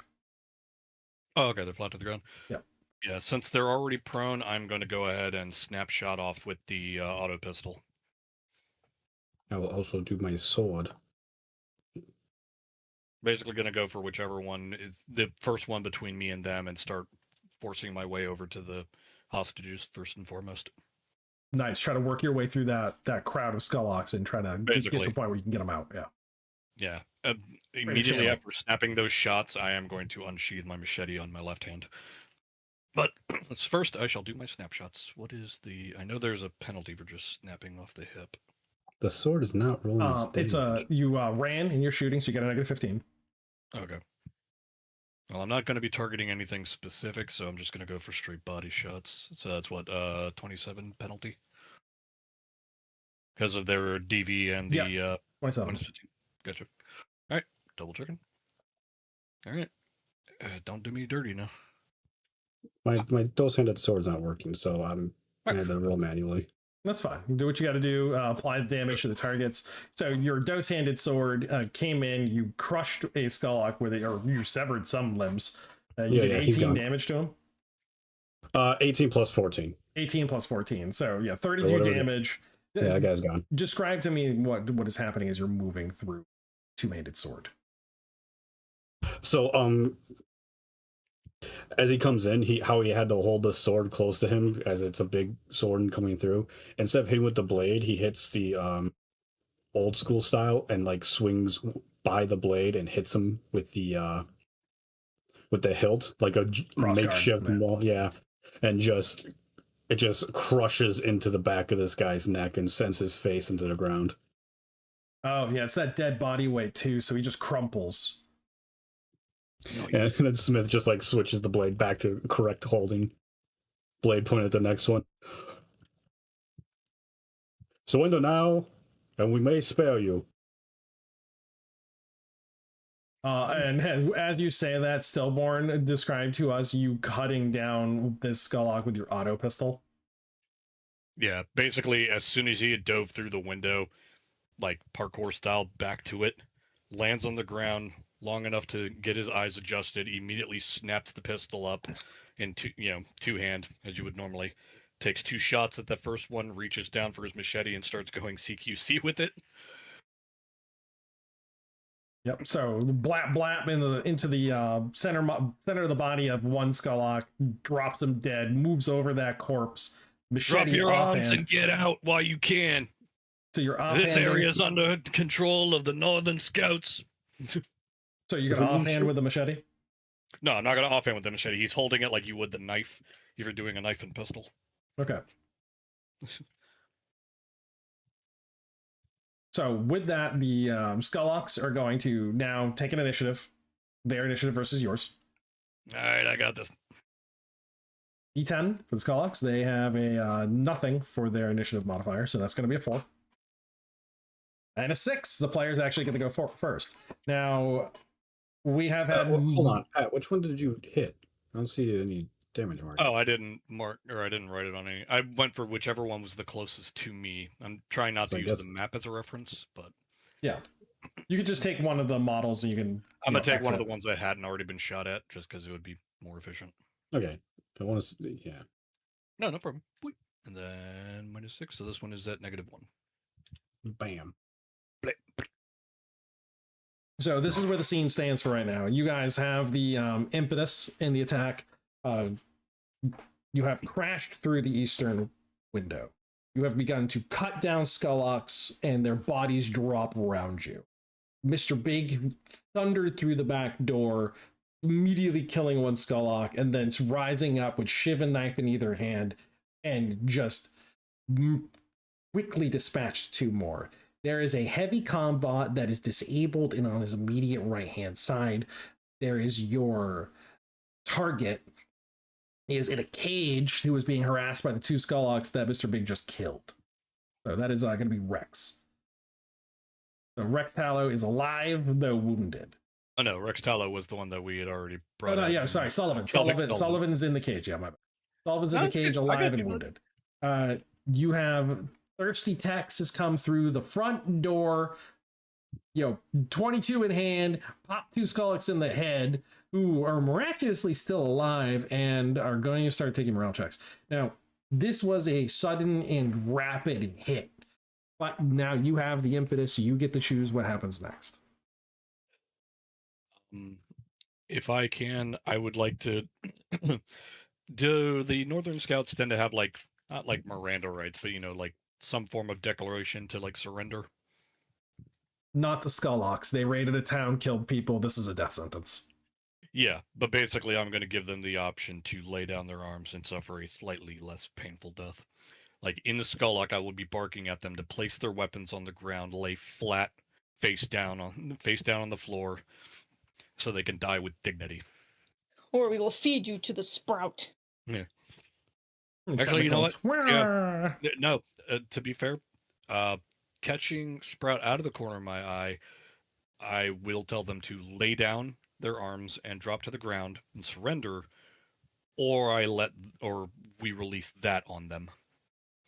And specifically referencing it as a green walker in their language to them.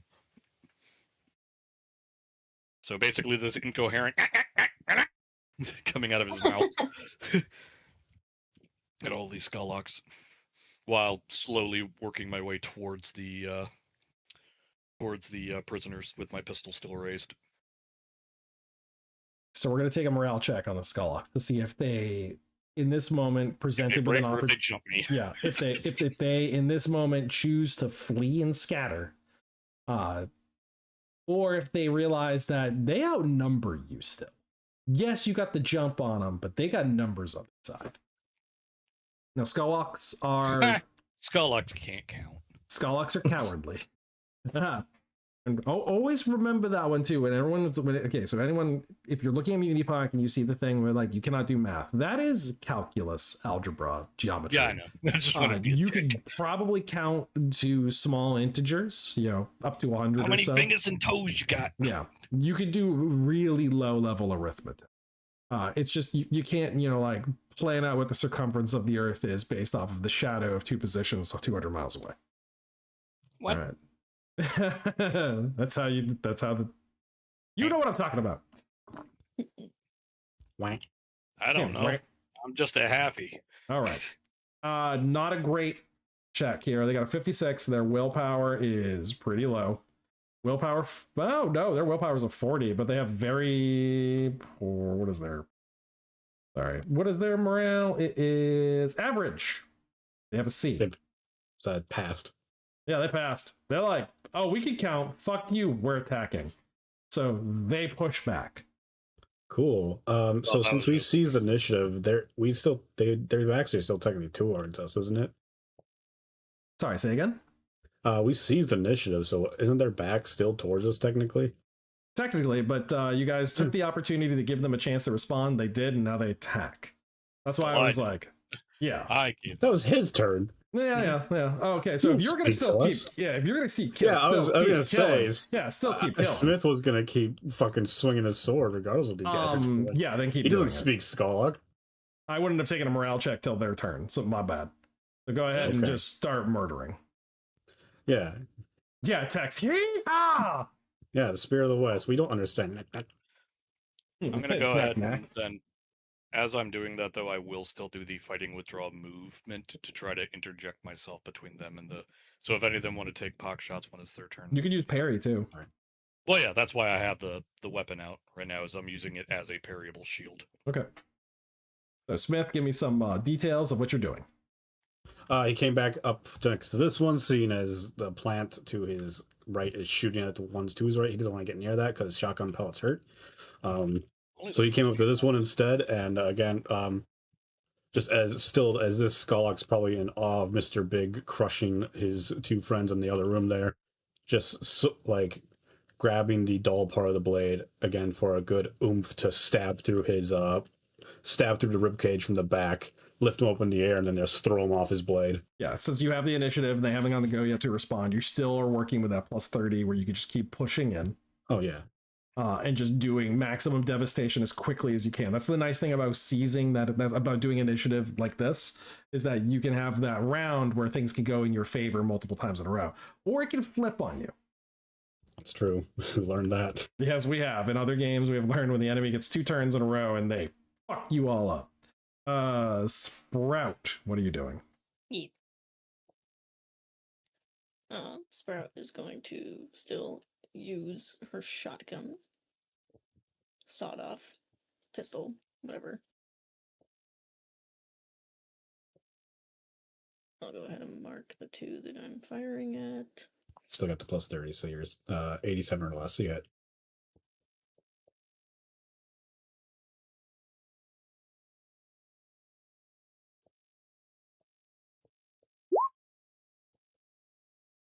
Both hit.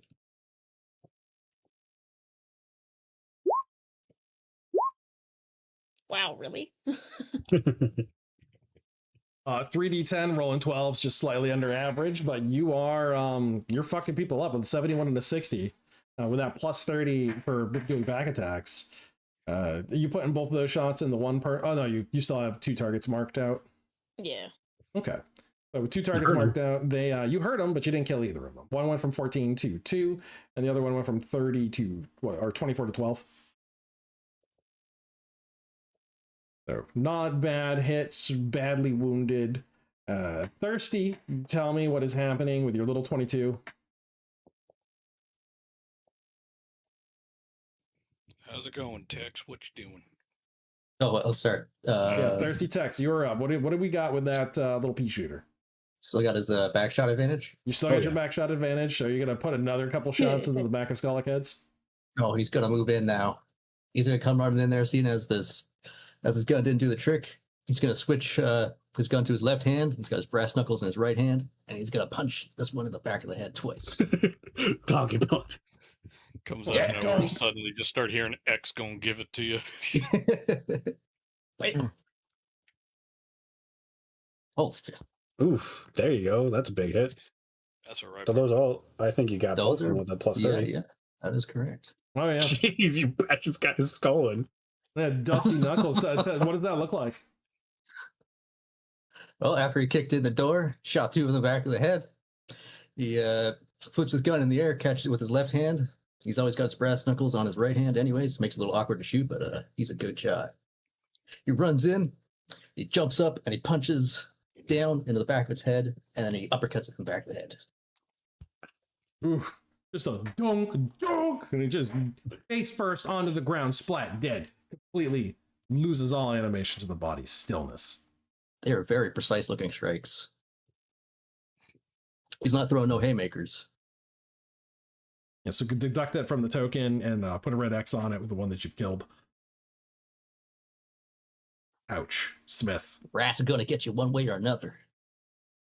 You already went in. No, Smith, you haven't done anything right?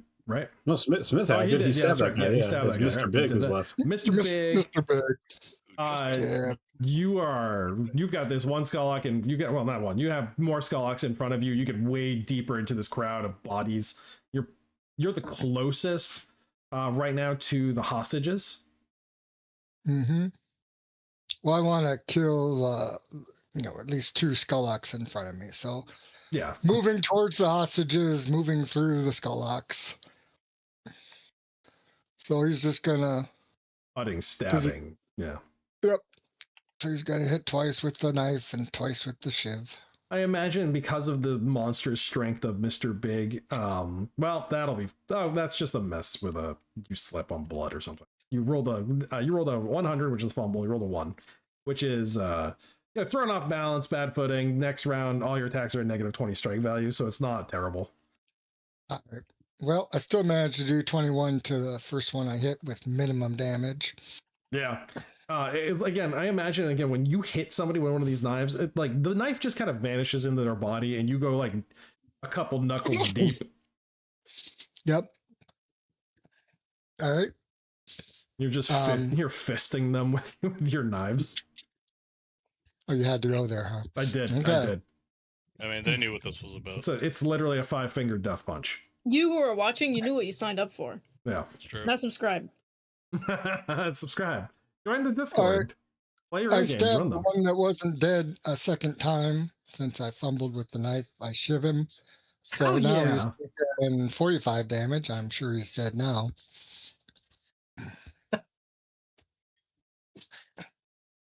Minus 45. That's negative 20. You ever see that thing in Ultimate Warrior when the guy folds out that tiny little knife and he takes the ballistic mannequin and he just shivs it 60 times? Right, yeah. It's that's kind of all Oh, I'm that's a pretty imagining. good blade. Huh? Yeah. Oh, I missed. Can't believe it. Oh, well. It's all the blood. It's all the carnage around you. It's getting into your optical sensors. Yep. We'll find excuses as you're just cutting these guys down. All right, so they passed their morale check. Stillborn, despite the fact there's not many of them left, their counting's not great. So we're gonna have they're going to rush whoever they can. They can't get the Sprout, so they're going to be trying to surround Mr. Smith because he's decided to come away from the wall. Stillborn was sidling up along a wall along with Thirsty. And Mr. Big has just been killing as he's been moving, so there is nobody behind him because there's just bodies behind him. So Smith, you are going to get surrounded because you were pushing deeper into the room. Mm-hmm. So you're going to have one in the front, one in the back, just to start that out. So the one in the front is going to come at you with a D100 and with a machete. Roll a 2, automatic hit. Yep. That's a D12 damage for 3, so he gets a good cut. Puts that in body location 14. So, The toes. is it the toes? I don't know. 14 is the right thigh. Ugh. So It's about head height for the Skullock. yeah, right. Yeah, it just kind of did a horizontal slash at your thigh. Next one's gonna get that plus 30 attack from behind with his machete. He's gonna come in, and that's gonna probably. You don't have a 44 for defense value, right? Not today. Not today. Yeah, another D12 coming in, 10 damage as this one catches you in the back. That D20 again, a 7. Right lower arm. Yeah, right lower arm. All right, so we got a cut on the forearm. Ow. Yeah, deep gash too. It looks like, but almost nothing to your constitution. I didn't know you had forearms. Mr. Big, you're getting a couple Skullocks coming at you from the front, trying to attack you. 2 of them, both in the front. Your defense value is more than their strike value, so they need 1 to 5s. Yep. So 2 attacks, 70 and a 72. They both just bounce uselessly off of your exoskeleton. Yep. Stillborn and Thirsty Tax, you're each going to get 1 coming after you. So Stillborn, you have your parry with your dagger. We have 1 roll. It's just a fumble. Wow. With 2, so 2 is going to be double, or sorry, no, thrown off balance, negative 20 in his next attacks, but it's an automatic miss as he like tries to rush you, messes it up, swings wild, buries his machete into the concrete that's kind of rotted there, sticks it, rebounds off some rebar in there, and you can just hear the blade ring as he like falls backwards, stumbles over a corpse that you put there. And then Thirsty Tax, you have 1 coming at you, diving at you, machete in hand, trying to cut you down. And we're going to go with D100. 99 is an automatic miss. Apparently all my good rolls were with the dogs, and fuck these Skullocks, they're not doing their job. Yeah, fuck you, Skull. Yeah, fuck you, I Skullocks. did give them the option to surrender. So I just noticed that, is there a Skullock with back pain and stinky that's in the bathroom? Mm-hmm. Yeah, that one's just sitting there. He's constipated. Wait, what? Wait, oh, yeah. Oh man, he's doing like the lawyer in Jurassic Park. He's hiding in there, hoping to God that the friggin' dino outside isn't going to see him. He's already hit the occupied slot on the door, Please don't see me. Please don't see me. just sitting on the crapper, hoping to whatever they worship that somebody doesn't come in through that door. There is 1 remaining Skullock. I'm going to roll a d6, find out who it's going to go against. It's going to be fighting Stillborn. Now, your single parry is already used up. So this one's going to be going against your normal defense. And we have a 27. What is your defense? His DV is 34. That's a miss then, because that comes out as a total of a 61. And they have a 1 to 50 chance to hit. So we came uncomfortably close now. Yeah. So you hear that ring as you dip, dodge, and weave away from his blade as he comes in close. As one tries to come at you from the left, the other one tries to come at you right, and you're able to see one of them just flubs it, the other one misses. It goes into a new initiative. They have a 3. I have a +4 if anybody would rather I can roll. Go for it. +4, yeah, go for it. I think you win then with a 9. So, goes to the players first. Sprout, you're on the outside. Shotgun ready. You've spent some ammo. What are you doing with that thing? She's actually gonna try to fling her pods at people now.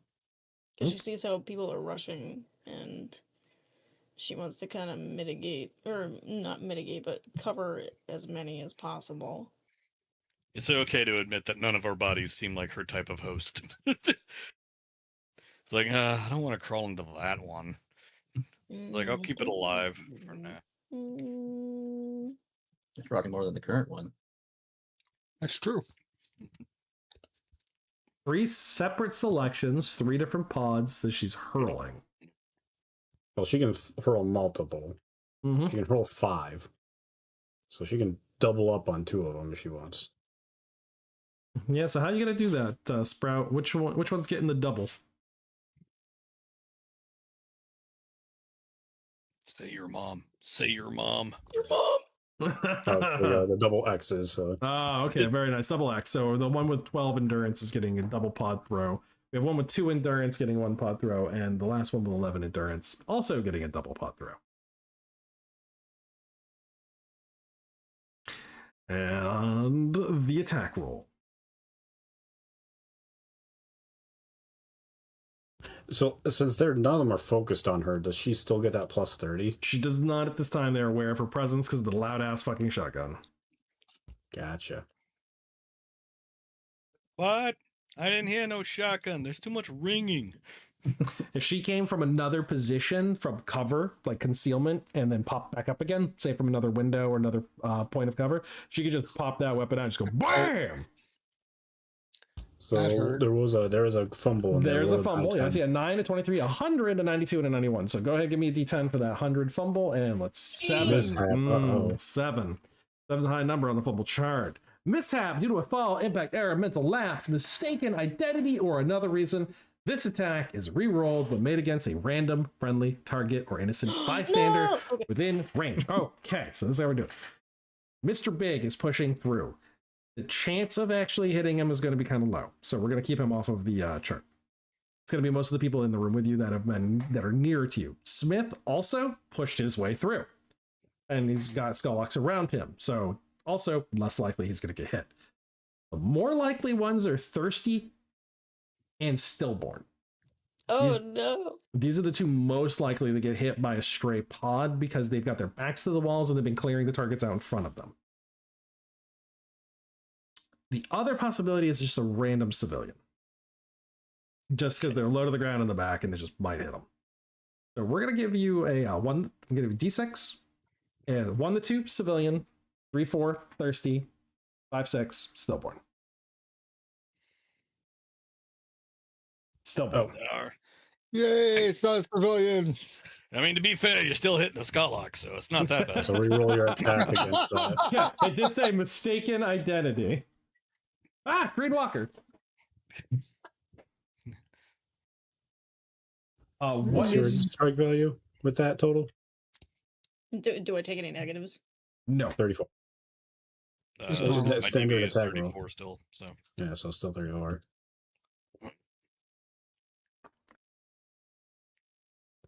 Oh, 46 or less she hits. Oh, Oh, okay. So you hit with a pod in the Stillborn, damage. at least it's only Oh, I think she like a got die 46 8. with that? I feel like digging into me. Yeah, she has like a 70 strike value. Oh. There is more sense made. Nary a mind. The Right, problem is 13 that years she left to has live my is pretty good. thrower, so she can do like 2 extra damage. Just roll your damage. I assure you, nothing of value will be lost.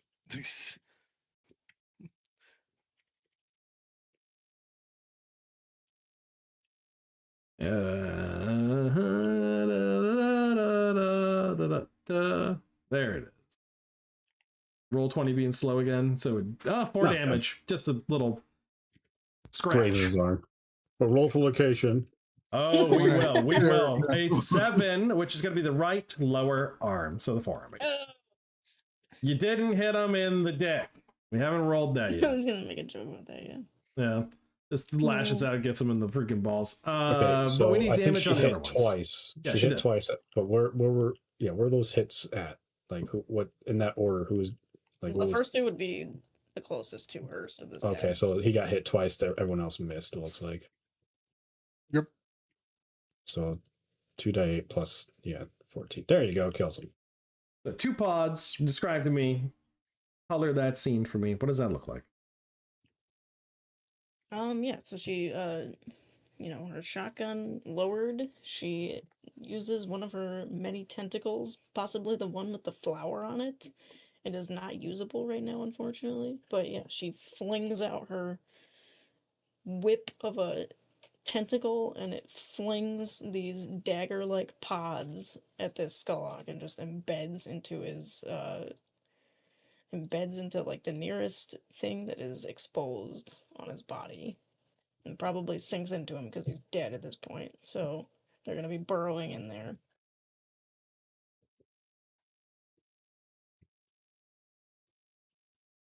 Horrible. Horrible scene. We move into the rest of the party who are in melee. Mr. Smith, you're in the thick. You had two of them dive on you, trying to cut you up from either direction. Into the thick of it. Into the thick Oh, of miss. Ugh. The sword goes over the Hold top of on. one of their heads and swings wide and misses. Unless that is an Hold on. incorrect strike value, because that says 42. Hold on. I'm trying to figure. Well, their defense value is 12 now, right? It is. Okay, it's not. Hold on.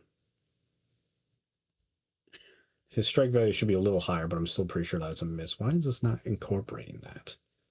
You might have to check that value. Okay, so we'll go down to Stillborn. You tried to parry the last round. They attacked you regardless of that, as you were sidling your way closer to the civilians. I'm keeping the first roll. I just want to make sure I got it right. Yeah, go ahead. So what do you do, Stillborn? Yeah, okay, that's what it should have been. 46, but yeah. Okay. Well, I guess the first thing I'm going to do is take another double tap on the Skullock that tried to attack me, or whichever one is still up near me. So I'm going to go ahead and double tap that one with the right hand, and then with the offhand, I'm going to stab down into the one that fell. Yep. The one that has a negative 20 on its next strike value. Yep. So we'll go ahead and start with the double tap. And pop, pop. Ooh! Oh, man. Oh. Okay, so you rolled 100. That's a How fumble. many? We're doing good. In this? Yeah, third fumble. We just rolled a 1, so you just slipped on something. Negative 20 your next attack. The 77 missed. Auto pistol, again, it's a tight area. A lot of crazy things going on. People are moving. Bad things are happening. Sorry, that wasn't meant to be a roll. Sorry. Shot going down range in weird spots. You still have your offhand weapon. Do you choose that? Yeah, I'm still going to try to shiv the one on the ground, or the one that had the penalty. That stumbled, yeah. Yeah. That's a negative 20. Yeah, I already calculated. So, no, as my SV was apparently 7. That's a lot lower than I thought it would be on a negative 20. Oh, no wonder. Yeah. I'm sorry. The 27 was with the minus 15 for the fucking. God damn it. I was gonna say. Yeah, Don fucked it up. So it should be, 32 now because of that fuck up on my part. So, yeah. All right. Still miss, but the numbers, right? Yeah, good. So the machete miss. I'm going to continue to goes shamble wide. my way over. Trying to push, trying to keep distance between you and your targets. Thirsty is now next to you. You guys are kind of in the same area. Thirsty, you've got the Skullock pressing on you, trying to cause some issues. You saw Sprout drop a couple of them. Smith swinging his sword around, missed another. Skullocks are just trying to push. Mr. Biggs in the background, you can see him just murdering Skullocks, but it's the pile of bodies, the blood, it's making it difficult to move. Tex, he turns to Stillborn and says, "You gotta spin it first, partner." And he spins his gun and he takes a couple pot shots at this Skullock's head. Pop, pop. Watch it learn. Like, Stillborn's staring at him, sees the fact that he's using a 22, watches him spin it, looks at it, takes a quick second to remember that he's using a Mauser, and it's like, you can see the beautiful mind equations flowing around, like, how the hell am I supposed to spin this? This doesn't spin. That's not how any of this works. Obviously, He's having an inner conflict between him and Hector about this. I don't understand. What the hell did he mean? So I'm sorry. Wait, did this Skullock dodge the first shot when you rolled a 93, and the second one was like, aha, blam in the head? At a negative 44 for headshots. Yeah, both. Both miss both. So Skullock managed to do a little head bobby weave thing, like he's in equilibrium. He's doing gung fu away from your pistol. Gross. That's a movie. So he dodges away. Mr. Big, you're on cleanup in the back. Yep. Let's show me what the pinch hitter does. Yeah, well, remember I've got minus 20 for Yep. Minus 20 for your attacks I, because of the I fumble. fumbled from last round, so it's not going to be as pretty. But he's going to at least try to take out one. He'll do 2 knife attacks at the first one. Ooh, that actually hit. Yeah, that did it. That killed him. Oh, he's dead. Yeah, All right. 20. So 2 knife attacks. The first one kills him. The second one did what to him? Oh, let's find out. Missed him anyhow. He's dead. The second one still hit him. I'm No, I'm it's true. asking you what happens. Yeah, he's just eviscerating the Skullax. He's stabbing down and probably hitting him in the upper chest and then ripping all the way down to their little tiny groins. Yeah, so vivisection. Yep. So let's see. Minus 22, minus 28 on a 26. That's -2. Yep. So that Skullock, it was evaporated. You take another bloody step forward. You have the civilians on your immediate right who are being splashed with gore and blood as you continue to push through bodies. Is there some meaning to this green dot here? That was that's Texas the- target, yeah. Oh, well, no, attack the other one. Just intuitively knowing that that's the better target. Oh, shivving. Or attempting to shiv. Shivving. Miss. Too bad. That would have been a damage too. He managed, next round I'll be better. He got away from you somehow, so we're gonna go at blood in the eye, don't you know? Blood in the eye. So, Mr. Smith, you still have those 2 Skullocks on you who are trying to bring you down. And so we're going to do one from the front. And it's going to, again, he's got the machete in either hand. He pulls out a knife from his hip. And he brings it up and he comes in with the machete first and the knife second. So the machete's coming in for the first attack from the front. 83 is going to be a miss. You're able to push that one away, deflect it with your sword. And the knife comes out of nowhere and it's going for your eyes. Ooh. Okay. This is a -44 on the attack. He needs a 1-5 to hit, but it's an eye shot. What do you have? 71. No. Ow. So you feel the wind of the knife get past, like, into your guard and just flash. You saw it flash and it manages to pull away. Didn't hit you. The other one from the behind you goes for your hamstring to try to cut you down. So we're going to go for, I think it is called shot. Kneecap from behind, -32. He's got the +30, so it's a -2 to his chance to hit. So he goes down to a 48. That's a miss with a 74. Didn't get it. So he tried to slash you with his machete two-handed, try to go in there and just cut your leg out. So, Stillborn, you had killed the target that you were engaged with, I believe. No, I missed both. No, you missed. That's right. So he's going to come in. I don't know who's on Stagger who. is back up and running. Yeah. So that one's back up and running. He doesn't have the. No, he You has have the 4 next- he has the Skullocks next in one. this room, and Yeah. 2 of them already attacked. Again, don't worry about like where they are in relationship to the room. That's it's not size relative. Mm. Yeah, don't worry about it. The room's too small. I can make them smaller. They'll all fit in here because each of these squares is 3 meters. On y'all. Yeah, the pooping one off in the corner with his back pain and smelliness. Right, so we have one up against Stillborn, and we have a machete. 37's got a miss with your. You have a 30 DV. Let me take a look at your 30. Yeah, 34. Yeah, so you have a 6. You have a 70. That's 71. Not gonna hit.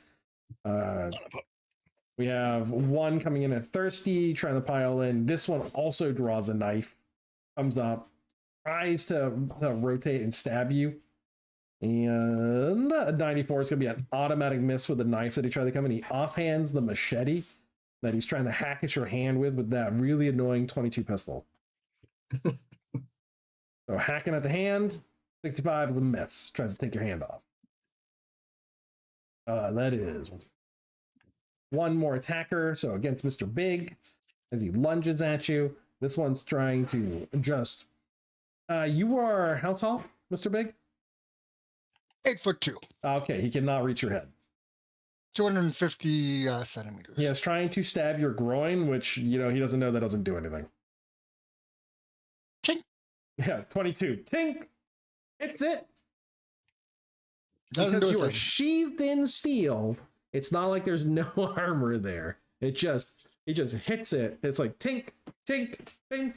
Oh no! As they roll a new initiative, realizing that they are now outnumbered and they are shaken. So chances are they break and run next round. Let's see who goes first. I got a 3, which means that you guys automatically go first with the +4 initiative from Stillborn. Who rolled a 12? Damn. Off of a D10 +4. Double action round. Double action round. Does Sprout. it seem like the civilians are safe? It seems like the civilians, Mr. Big has them secure, and he's pushing the Skullocks back. Sorry, I just wanted to get a paint of what the overall carnage scape looks like. Mr. Right Smith is surrounded. You are stillborn and thirsty. You're not. You still have your backs to the walls. You're fighting progressively forward. Sprout has clear range of line of sight on a couple targets that she could take down. That she's dancing around Mr. Smith. So that gives you an opportunity to get up behind the ones on Mr. Smith, or get up behind the ones on Mr. Big. Well, except for thirsty, you're one on one. Hey, well, actually, no, stillborn, you got one on you too. I could say I believe you were going to go ahead and go with Sprout, so she can start off the top of the order. What the hell? I go. Just moving out of the way so we can designate The who. poopy one came out. I guess that Don't worry wasn't about the poopy one. scale. I'll worry about the poopy one. You don't have to. Miss hit looks like for you. That was Sprout. So miss hit. And not a whole lot of endurance on these creatures. You got one with a 2 and one with an 11. Hit, miss, hit, miss. So 8 damage against which one? Oh shit! I realized I messed it up. Okay.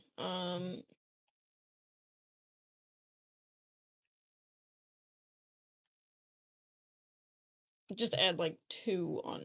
Well, hang on here. Let me just. Does that add 2 damage? So it's 10. Yeah, it should be 10 damage. Yeah. Yeah. So which one did you attack? I will do this one. All right.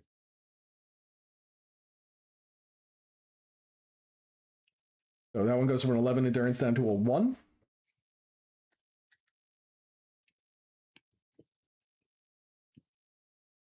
And the next Skullock. Yeah, that was right. No hits. 60, he became 61. unscathed, surprisingly. Yeah, managed to nimbly dodge around that shot. Now they're both critically wounded. 2 endurance and a 1 endurance with a possible maximum of 30. Shit. Huh? She should have.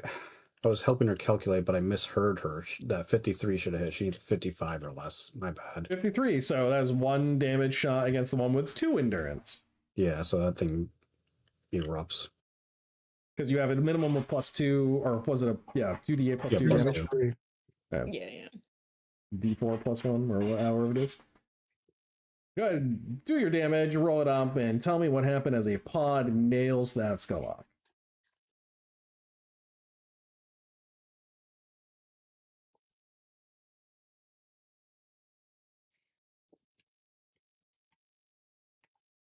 Three damage, just the perfect amount to put him down. Killed him though. Yeah.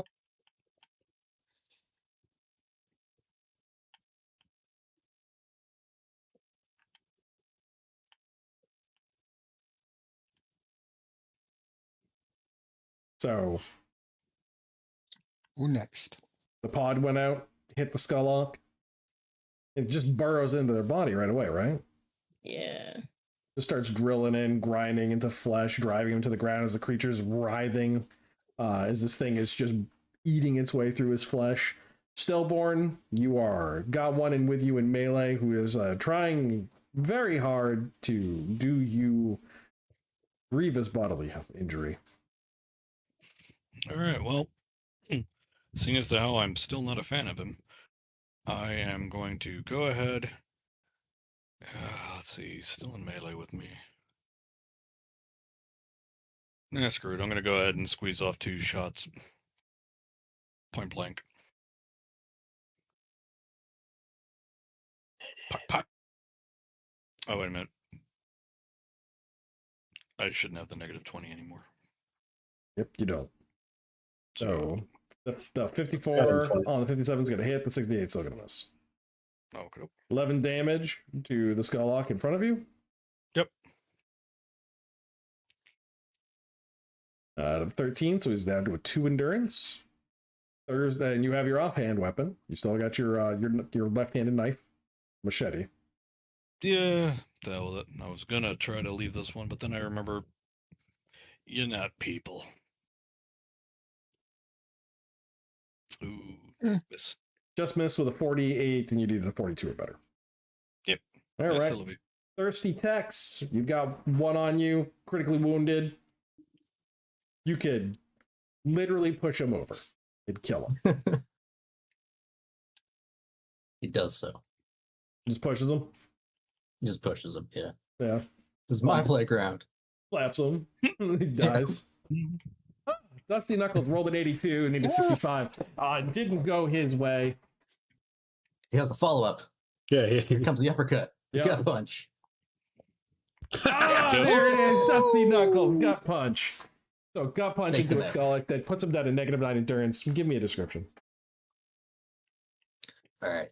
He's got his gun. He's got his 22 in his left hand. He's got his brass knuckles in his right hand. He's kind of weaving around him. Skulllock's kind of like stumbling around. He's not all there. And Tex throws a punch, at his face. Skulllock dodges out of the way. And Tex rears back around and gets him right in the side, right in the ribs. Ooh, crunches him. You hear that crack as as his ribs break and collapse into his lungs. He begins sucking air, foaming blood coming out of his mouth as he drops and is just asphyxiating on the ground. Brutal. Smith, you were suddenly no longer having combatants around you. You have the opportunity to push forward. Yeah. Let's see.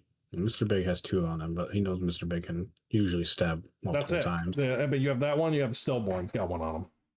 He's gonna come from behind, There you go. repay the favors they were doing. Yeah, stab right through the skull and impale Stillborn. That's what I see. No, it's gonna be fine. Funny. This will be fun. Get both Skullocks at the abortion. same time. Yeah. There. Yeah, 30. Oh, wow. All right. Give me that. What does that look like? You rolled a 33. More than Yeah. Yeah, 33 under the 86 he needed to roll to hit.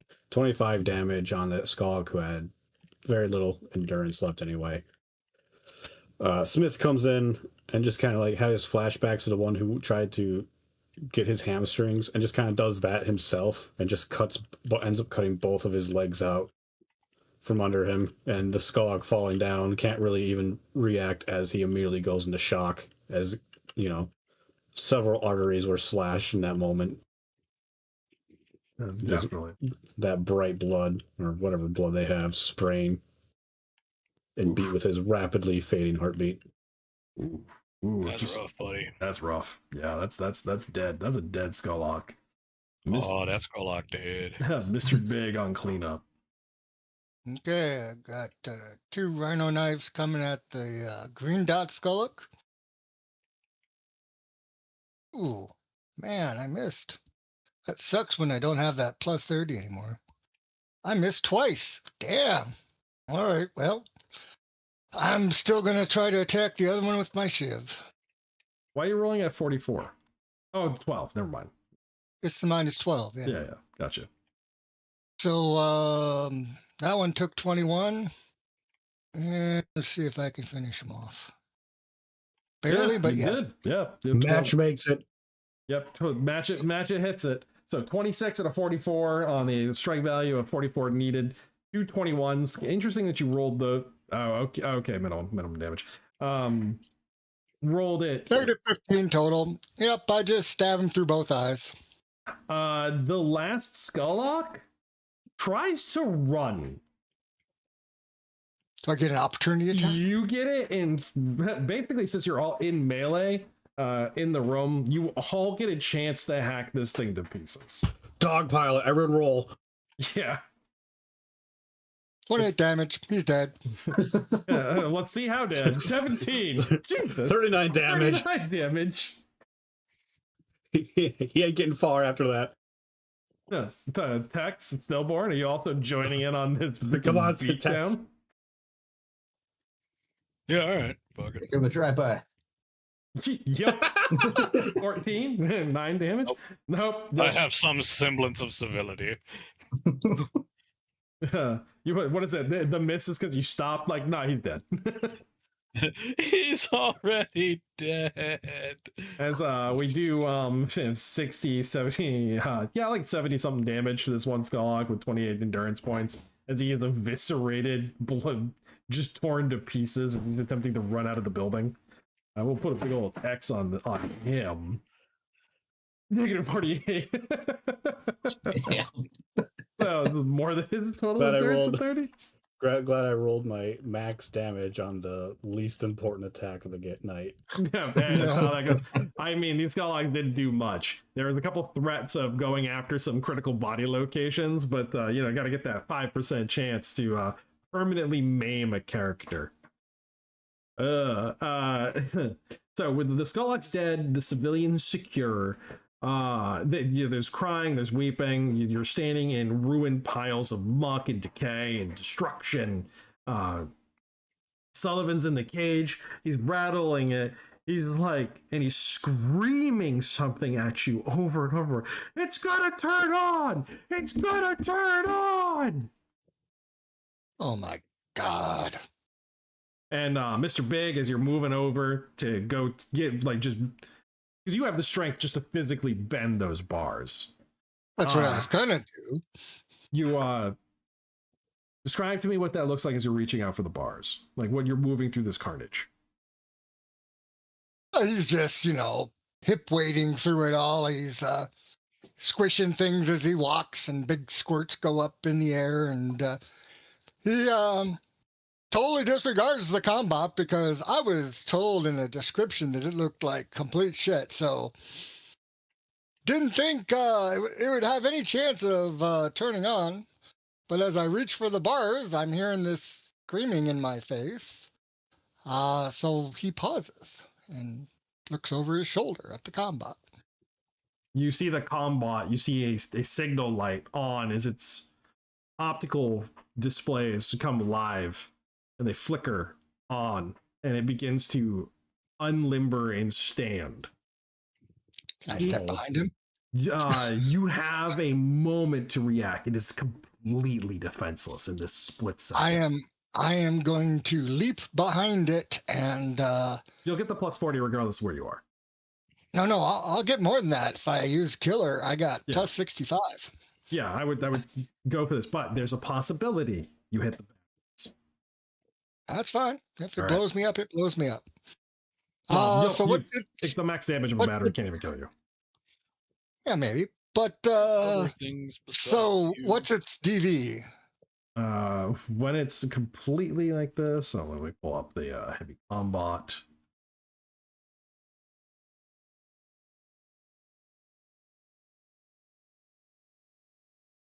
Robots.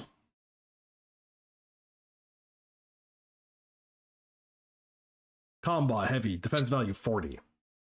Yep, so that's only a plus 25, but that's still useful.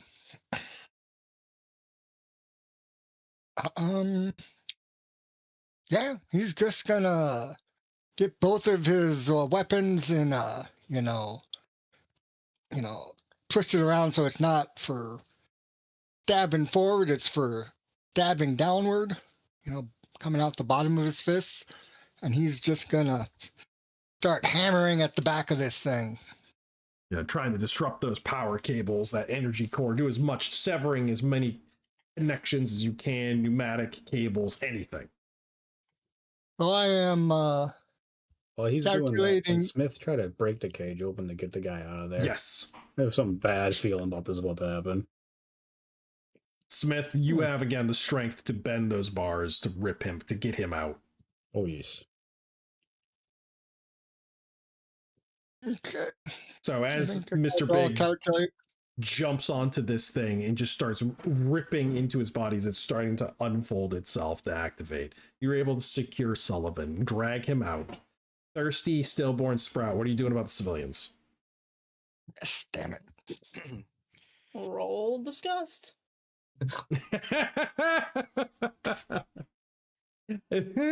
No. Type C, Tex, you gonna right? So we're Yeah. looking at 150 damage. Okay. As for myself, I'll be legitimately like signaling people out the front door and to get to the far end of the parking lot as quickly as they can, and then wait for further instruction. Right. Tex, you gonna Well, stand beside to- both of them and be the friendly face. Be like, yeah, listen to them. You can trust me. Do I need to roll for each attack, or do I just roll once? For the D6, you're gonna roll for each attack that exceeded its endurance Each of attack. 80. Oh. So the second attack that hit would have done that, and the third attack. So one more D6. So you're fine. Yeah. Didn't detonate any of the batteries in the inside. None of them went off. Hey! It just powered down. I understand batteries, so Yep. he missed the batteries. Yeah, it didn't hit that power core in the back and set it off. There was no chain reaction. It simply just shut down. Too much damage to it as it was charging up. There was a fixed amount of rounds that it takes for one of these robots to actually go live, and you guys had hit the end of that round count. And I was like, oh, yeah. No, I could have put a clock up there, but I didn't want to give away what the round count was for the combat. Got it. Because then it's just be like, kill the combat. It's a. That's rude, man. You let it finish. It's a combat. Oh God, Sancho. You're the one that came back to the freeholds, man. Yeah. As Sprout mentioned, these civilians as they're coming out do have to roll their disgust against Sprout. Sprout, could you give me that statistic again? I think it's a C. It's a C. Willpower C, yeah. All right. So general willpower of a random human is a 20 plus a D20. So they have a 38 as a group. So 48 on a C. They Someone failed. might have passed. Wait, no, They did. They passed. they passed. Okay, All right. They rolled a I 48. misread your 18 there. Oh yeah, 38. Yeah. So they had a 66% chance of passing. They passed with a 48. Yeah, you smell bad, but so do Skullocks, and that's what they've been inside of. Well, not inside of. That'd be weird. They've been surrounded by Skullocks that smell like rotting corpses already, and so you just kind of smell like you're covered in Skullock gunk, which all of you are. The Skullocks, and that you have them all dead and kind of just dispersed on the ground. The civilians are obviously distressed, but they're happy you're here and that you've managed to to save them. They're calling you their heroes. They're so thankful. They obviously kind of keep a wide berth around Stillborn, and they had no concept of what was going on with the robot in the back. They didn't know that was a thing. Only Sullivan understands like how close that came to absolute devastation. Those Skullocks are dumb as shit. Sullivan explains like they were torturing him to try to get it to turn that thing on. He didn't do anything. They did it on accident. Like in the process of them like fiddling with it, they managed to activate it. Well, that's all well and good. I'm just glad you're all okay. Because we all need to get you back to town as soon as possible. And so he looks Still around. one It's like, life is there a to town figure out. left to go back to? A few survivors. Mr. Big holds up 2 fingers about an inch apart. Little town. Well, if there's something left, we can skip back to it and salvage what we can. Thank you for saving everybody. It looks like besides the ones that died on the march here, you managed to save all the other villagers. Seems so. Rex and a pretty Say, young thing Sullivan. with a babes outside. Uh-huh. Say, Sullivan. Yeah, Mr. Big. I have taken a small amount of damage. Can you assist with this when we return you to your village? Yeah, if my workshop's still intact, I can. He like looks at your arm, the damage that was done to it. We can look to that. I've got some spare parts. As a Much matter of appreciated. fact, Mr. Big, if you put that thing on a sled, that'll give me some good parts to work with. He says, We will do that. Yeah, I saw a junk pile over there. You could probably get some parts that you need, some struts, a couple boards from over this thing. We can make a sled and drag that heavy bastard back. Hell yes. Smith gets to work on his junk craft. Yep. Yep. It's like, okay. We got a couple people here. They're gonna need splints of some kind. Smith, you think you can? Well, you're building that. You can find some stuff for crutches. I can take care of it for you. Sure thing. Smith. So he sees you. I'm sorry. I don't know your name. Stillborn. You can just call me Still. He reaches a hand out, completely nonplussed that you're a half Skulllock. He just sees you as another savior. Pleased to make your acquaintance. So he holds his hand out to take your hand. Yep. I'll reach up. Clasps it firm. He seems tired, but his grip is strong. It's a calloused, heavy hand. As he looks over. Why don't you guys go ahead and take a little bit of a breather, though, sir? Seems like you and the others are probably a little bit tired. Your adrenaline's coming down. Yeah, no, just some. I get it. Take a seat. You know what? Let's just get some clean water. I think I saw some water skins on these fucking rat bastards as he steps in. And now the civilians, the villagers, traumatized but not worthless. They immediately start setting towards picking up their own. And a couple of them are opportunistic. They're already looking over the Skullocks, and the ones that are still like foaming or breathing, like kicking on the ground. A young woman has a shiv, and she's just slashed their throats. Wait, Well done. Wait, how much does this combat weigh? A lot. It is 50 kilograms. Sir? All right, I'm gonna actually start crafting a hand cart because I can hold 300 kilograms, where a sled can only hold 150. There is a We could always tear it in half. junk out there. Yeah. Oh. Yes, I'm going to craft this a hand cart. Can carry much more with this. Sprout helps. Kind of. While they're doing that, I'm going to backtrack out of the back door, go down the hill, and check on the Mrs., her child, and Rex. Rex still got that knife wound. He's looking a little bit paler. And the cart would be great because then you could take him a little bit easier across the terrain. A couple other people. Cauterized wound. Cauterized wound. I know. I got it. I'm gonna double check on the lady and her child. You mentioned something that bothers Stillborn a little bit. It stopped moving, you said. Yeah, it wasn't moving. Do you mind, ma'am? She looks at you. I offer my hand.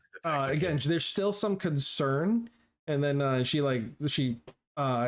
you had also taken the baby at one point when she was trying to move around, and so she hands the baby over to you. It is alive. It's just very silent. Okay. It is a mild mutant. You can smell it. Still like. Yeah, discoloration of the skin. Eyes aren't natural colors. Yeah, still just kind of tilts a little bit away. It's like, oh, alrighty. You can see him scratching his face. Here you go, ma'am. I wanted to make sure they were all right. Oh, thank you. She makes the baby. It's like, she doesn't really look like her sister though. Didn't get the extra arms. Well, that would have come in handy, huh? No, Tala was a nightmare to feed. Oh, really? Yeah, all four of them like a little crab. Oh no, that's rough. She gives you a laugh. Like, it was. All right, give me a sec. I'll double check your ankle, and then I'll help you up to the top so we can get you with the others. Thank you. I'm gonna go check on Rex real quick, though. So checking on Rex. You said Tex? Oh, Rex. Yeah, I'm coming over to Rex. Yeah, Rex. How you holding up, buddy? I feel like shit. You save everybody? You know what? Oddly enough, we did. That was a lot of Here, let me take Skylarks a in look there, at it. stillborn. I'm gonna go ahead and open up his bandage again. Yeah, there was a lot of ugly in there. And again, the wound is still fresh. It's not superficial. Like, this will eventually kill him unless he gets some medical attention. This is rough. But you know, on the plus side, hey, what is that? And I'll point over his shoulder. He like looks like, what? Rip the blade out, and Oh, without him knowing, put my hand on it, and I am going to use healing touch. you Ooh, he got healing touch. motherfucker! Oh. Kept that hidden. My. I found your problem. It looks like this thing just kept biting in weird. Yeah, I guess I should have pulled it out at the beginning, huh? He like looks and he like touches it down. Like, how much did you pump into him?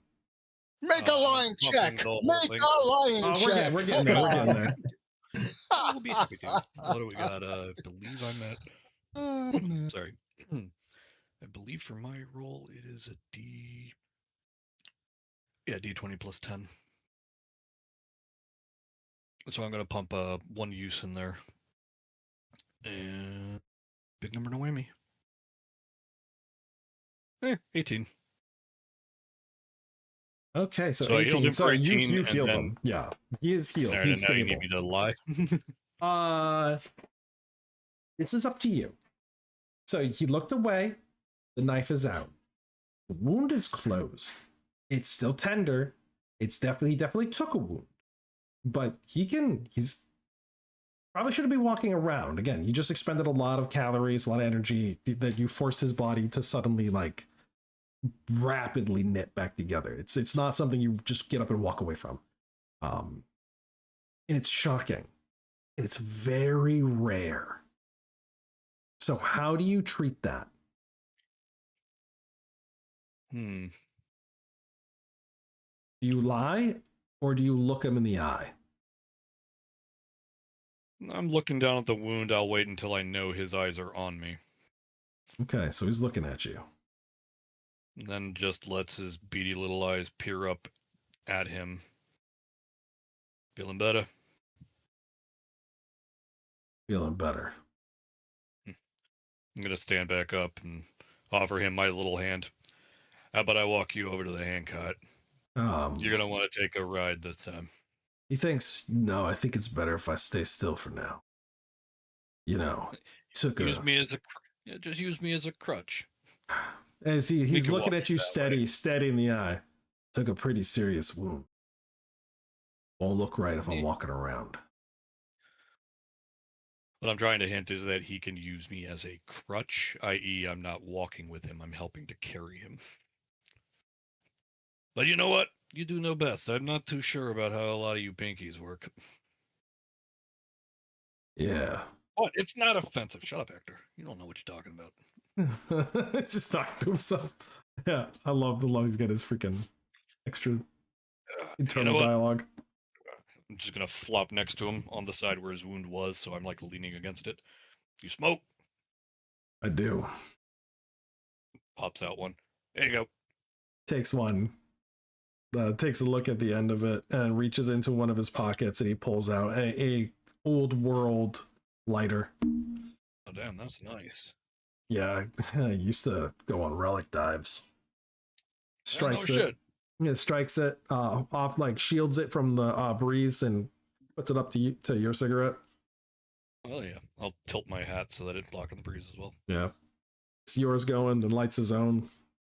Nice. That's Takes a drag on it and enjoys it as it kind of enters his lungs, and he holds on to it for a moment before letting it out of his nose and mouth.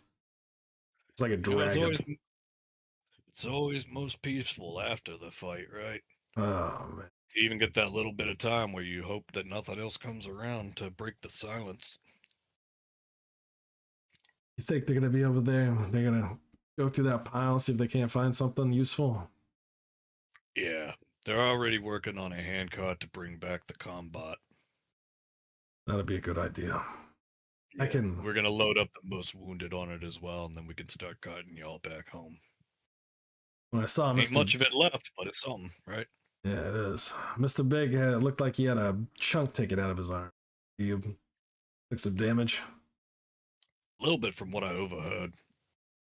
Plus side, your boy Sullivan gonna take care of it. That's part of why they wanted to take that combat and get some extra parts. Sullivan's a skilled technician. I don't begrudge him any of it, but I'm an actual roboticist. I'd like to look at him.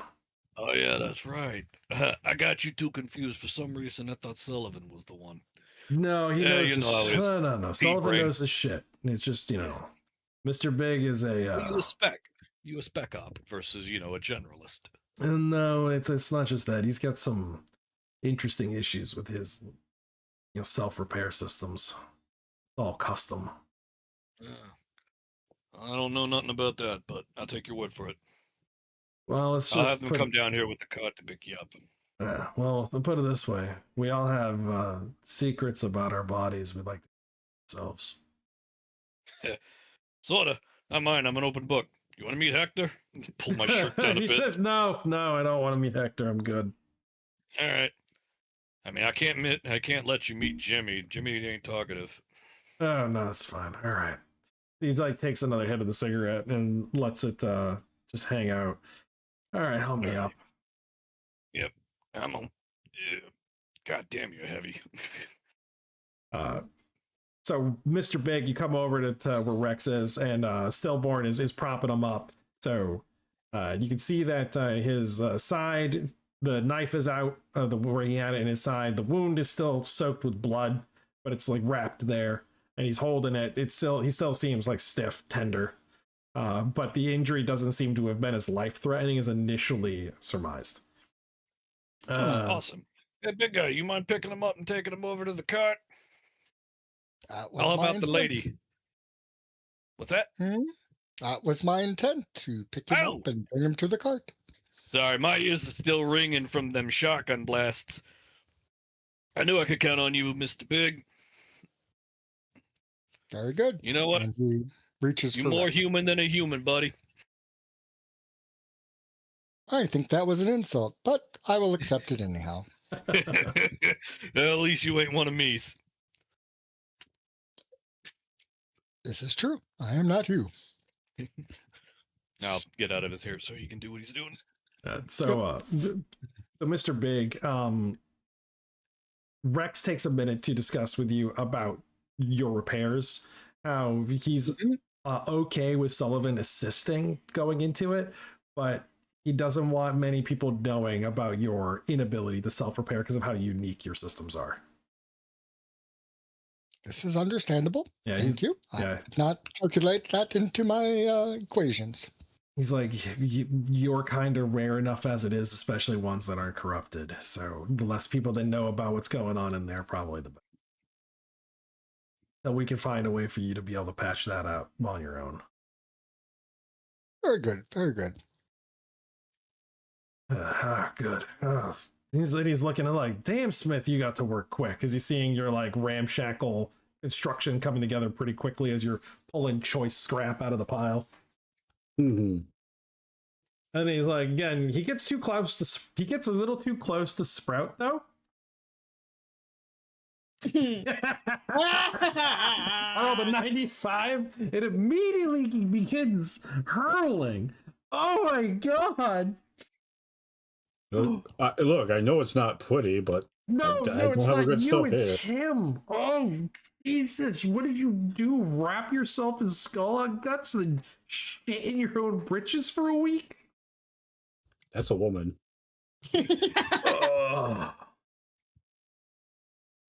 Her tentacles all green, just gonna wave out at him. Oh, God, no. What the fuck are you? Are you a hip? Weed. Is that a word in there already? New We word. gotta add new word. 9. Fuck. Yeah, you're a hip. Fucking plantoids. Last one of you I saw was a giant spinach plant. I had to protect it from grazing animals. I've never seen a man so terrified of a deer before. Oh, jeez. Okay. He was a really scary guy too. He had like this big arms and kept singing this song. I can't remember. Jeez. Well, where's that other one you had coming here that just burst through the front fucking door as he's like looking around for the colander hat wearing cowboy? Is this Rex, right? Yeah. You know, we gotta discuss what you owe Mordecai when we get back to the village. Right? Shit. Yeah, We're more worried about that. I know. I owe Mordecai a lot. Mordecai being a fucking mob boss is hilarious. He's like a foot tall. Yeah, he's short as fuck, just sitting there on his little chair, like, hey, you gonna get him? You gotta break his legs. It's like that scene in Zootopia where they're like, "Is that Mr. Big?" Yep. Don. Yeah, the Dawn. I love that. They're shrews, right? Yeah. Yeah. Oh man. So yeah, he's like, where's that fucking cowboy with the colander cowboy hat? I saw him around the corner that way. But again, I'd be more worried about the debt you owe. Well, don't worry. I've got the money if it didn't burn up in the fucking settlement raid.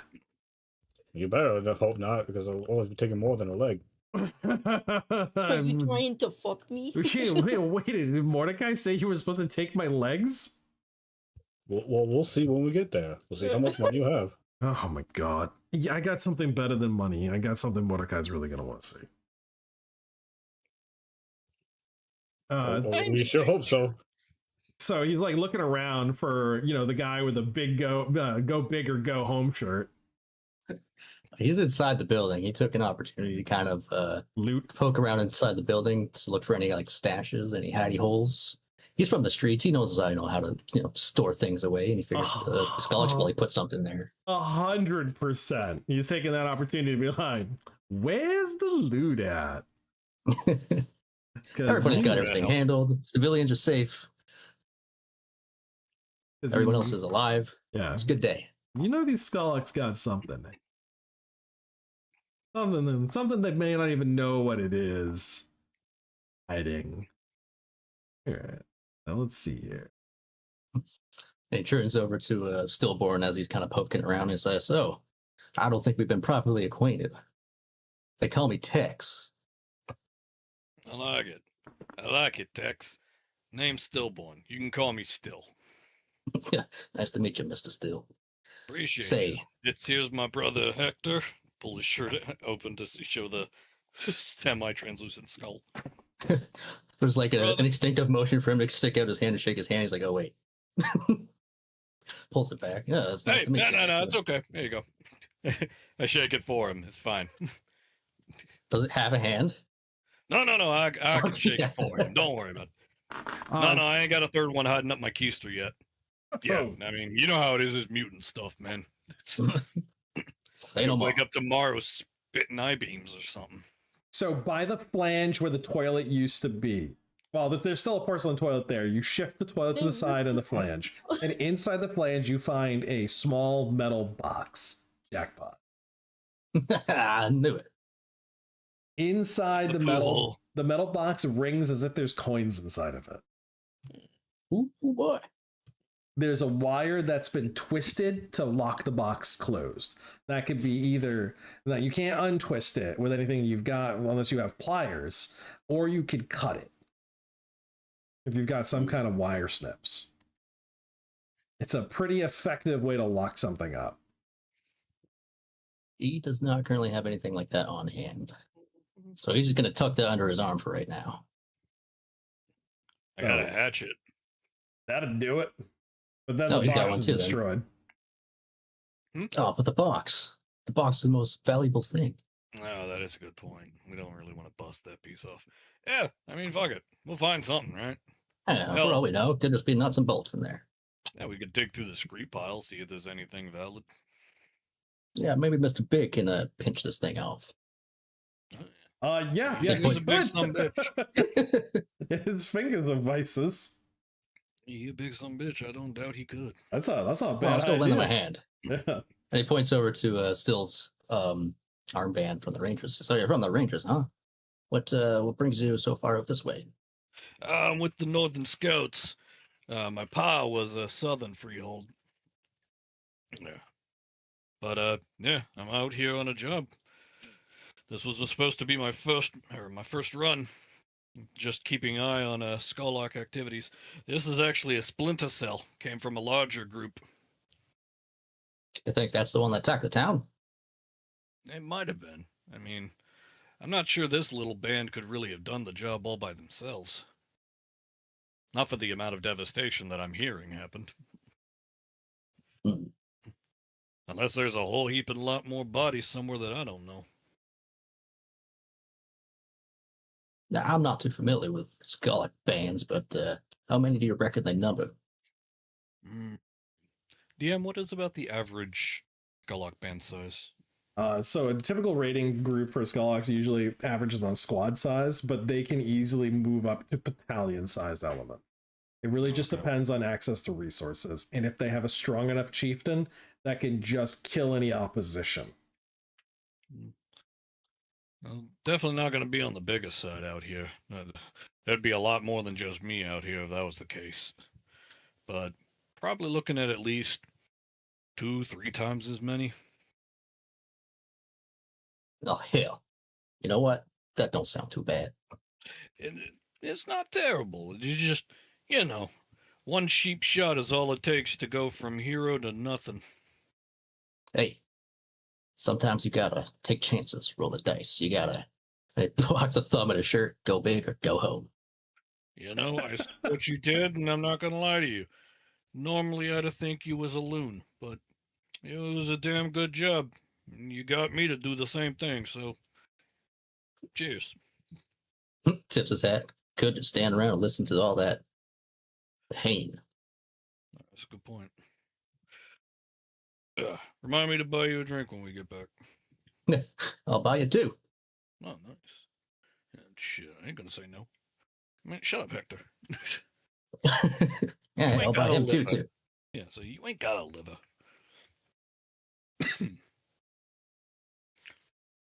Alrighty. I guess I'll start wandering out to see where the others are. I thought I heard somebody yelling about you a little bit ago. Someone looking for me. I wonder why. I don't know. If I had to guess, meet a man who's made of piss and vinegar. Yeah, they've Tex asked for to grab the box. He was kind of like walking his way out there anyways. So he kind of as they come out of the building, he waves over to the group. Heads up. So what's the plan now? Smith just kind of admiring his work. You can fit so many battle bots in this thing. He passed it. Damn, that is a nice looking shindig, ain't it? It's going to survive exactly one trip before it falls apart, so we might want to get loaded up. You know what? That sounds like a good idea. Someone was looking for me. Oh, yeah, that guy.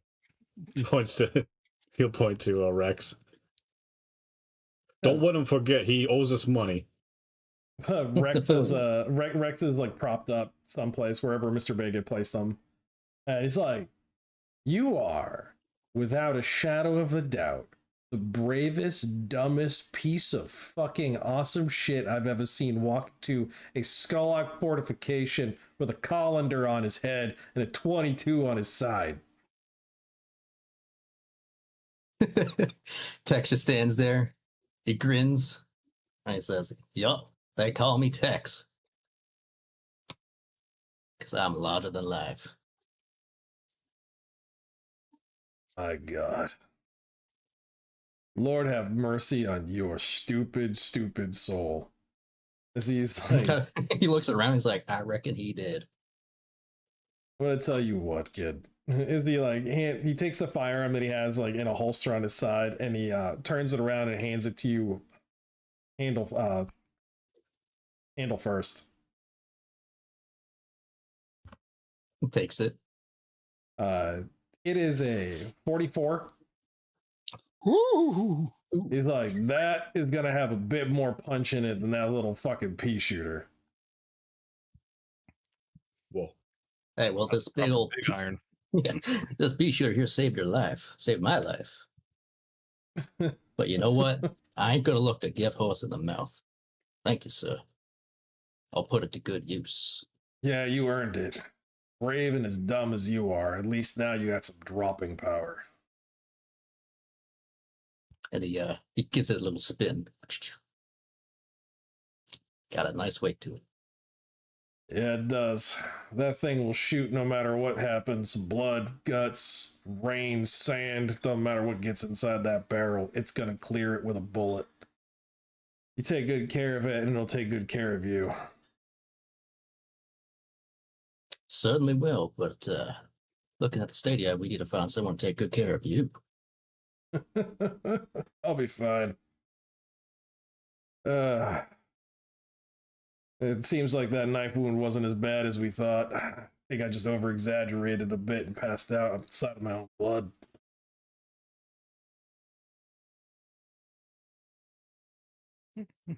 Oh, that's a lie. Hold on. Yeah. So, Avoid line rules. well, actually, it's going to be based off of your intelligence. No. Be fair, I don't think Tex actually saw him or his wounds. It's true. So I do have no frame of reference. Yeah. All right. Good catch. So yeah, you wouldn't have to make that. You wouldn't make a check against it because you have no reason to believe it's a lie. So he's handing you the 44. The magazine, when you drop, it's got 10 rounds in it. So treat this as an auto pistol. Okay. Double shot? Yeah, semi-automatic pistol. It's just basically, you can squeeze off two rounds. Is it a mag or is it a cylinder? This is magged. Oh, shit. Yeah. So you said you spun it. 44 Magnum. Yeah. You know what? That's more thematic. 44 Magnum. It's a 10-round. It's a 10-round revolver. Yeah, 10 round. Damn. Yeah, right. It's a big cylinder. That's a big ass cylinder. It just sits there like clunk, clunk, clunk. Super fucking side heavy. No, so yeah, 6-round 44 Magnum. All right. Big Oh yeah. Ain't no shame in a little bit of fainting at the blood. I'm not a stranger to a blade in between the ribs. It's fine. It looks like Smith's got this fucking junk cart ready to go. We can get out of here. Those fucking Skullocks. He's like, looks over Mr. Big. You want to replace that shiv? No, it's the Haunted, because he's looking at just whatever you had stashed in the holsters.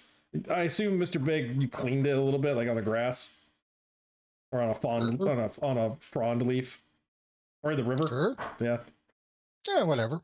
Yeah, it's like that looks like good steel, but and they had some bigger ones, and they had some machetes and whatnot, but nothing good hardened metal. We get back to the shop, I can get you something that can actually put a hole in somebody. That would be nice. Yeah, I got an old boot knife. We're gonna have to dig it out of the ash of my fucking shop, though. That can be done. All right. He's like looking around. Are we ready here? We're just waiting for you to finish what you're doing. All right, nice. Let's roll the fuck out then. With that, we'll conclude for tonight. Let's open the box. Yeah.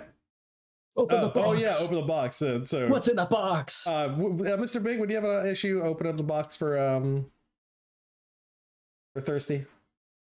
I don't think I'd have a problem doing that. No. All right. So you just clamp your fingers around it. You'll be able to untwine the wire. Got it. That's all it was. It just required somebody who wouldn't get their hand shredded by doing that and can hold it closed. This is a fucking bread tie. Yeah, it's a steel wire. You ever seen like steel wire that's like an 1/8 inch thick? Yeah. Yeah, it's a primitive lock. So you would do that around something like we used to do this in the field all the time because you have to have something to be able to cut it. So you'd wrap it super like densely around something and then twist it off, and then there's no way you can open it. You have to have pliers. I just like the idea of Skullocks like being so stupid that they can't figure out a bread tie. Yeah. Tex has an endurance of 14. He has to be careful around bread ties. Yeah. Paper cut, Jed. That has 58 gold coins in it. Whoa! Oh, damn. Yeah, Sharing. That's a haul. that is Gonna a break the random. economy this early. Yeah, I know. Yeah, it was random small treasure hoard. So, 60 experience factors per player. Wait, how many? 60? 60, 60. Yeah, That was person second rank. a lot of Skullox. Yep. The actual game itself calls out for let's see here. So the original Blood for Belridge calls out for only 8 Skullox and a light combat. Obviously, I bumped that up. There's also supposed to be some blood weeds that attack as you're like navigating the area. There's a possibility that you stumble into them on a random roll. So I definitely increased the amount of potential damage, and I didn't have the combat. We didn't have it activate because there's only it wakes up in 3 plus a D4 rounds. You guys hit it right at the minimum. So Okay. you were able to stop it from turning on and deactivate it quickly. There's also a possibility of some rubble spiders that come in when you're trying to like scout the area out. But it's going to be hard enough with all the extra Skullox taking the place of those. And so I was like, we'll kind of roll those in. I do like the rubble spider though. It's a nice little touch when you're trying to figure out how to hit the Skullox. Yep. The junk mound. Yeah, it's like hiding in there somewhere. Like, out of text. The next session, what we're going to do is I'm going to do a little bit of a custom one that you could use as a bridge from Blood for Belridge going into your next adventure and how to tie it into the Crossroads region. And then from that point, we'll do a little bit of hand waving to go into the second one-day dig. Get the characters an opportunity to get a couple other skill checks. And so they can kind of like grow their characters in different ways and start progressing them. So I'm also going to have to upgrade the encounters slightly as as your ranks go up, and each of the one-day digs going forward. And then we'll see where we're standing after the next one, which is Ouch. one day Skill roll. Oh well. which is going to be I'll put it in the killer Feast and of B5. Freaks. Yeah, Feast of Freaks, also by Brandon Goringer. I don't know how to say your last name, Brandon. Sorry. I think it's Goringer. Could be Ringer. Not sure, certain. And we'll see how that all goes. So thank you for watching. Thank you for participating. We have links to the Discord in the description. Hopefully those links still work, because sometimes Discord kind of like, even though they say unlimited time for a link to be active, sometimes that's not true. They do kind of go weird. We now have a Tumblr. Thank you, Faulty. You're welcome. Rubble Goblins. We also have Rubble Goblins as the Instagram, Rubble Goblins for YouTube. You're watching here. We have short videos. We have more short videos coming out. Faulty's actually just recorded one for us that we're going to be putting together here soon. I've got It's Sambara. Yeah, we got Sambara. That's going to be a pretty short one. It's going to be like 45-ish seconds. Tactical Jazz Hands is going to be coming back to do another one. And I've got one other member from the community stepping forward to do one. That's going to be Novastral, I think, is looking to do a recording soon. We're going to be talking this Friday. I'll put one together. And I have an outsider, someone who is not in the Mutant Epoch community, but was interested and saw the videos. He's going to be also doing a recording of one of the members of the Purple Order within Hope. So that one's gonna be a fun one. We're gonna do some ranting and raving, like some serious, like just crazy preacher stuff. It's gonna be fun. So if you want to do stuff like that too, join us in the Discord. Just find me. I'm Tim on there, and so we can do something. It'll be fun. It'll be fun, and it's just getting the community involved and making new stuff. We're just enjoying ourselves. So thank you. Have a good night, and we'll see you next week. Good night. Bye. Now I hate you too, Tex. God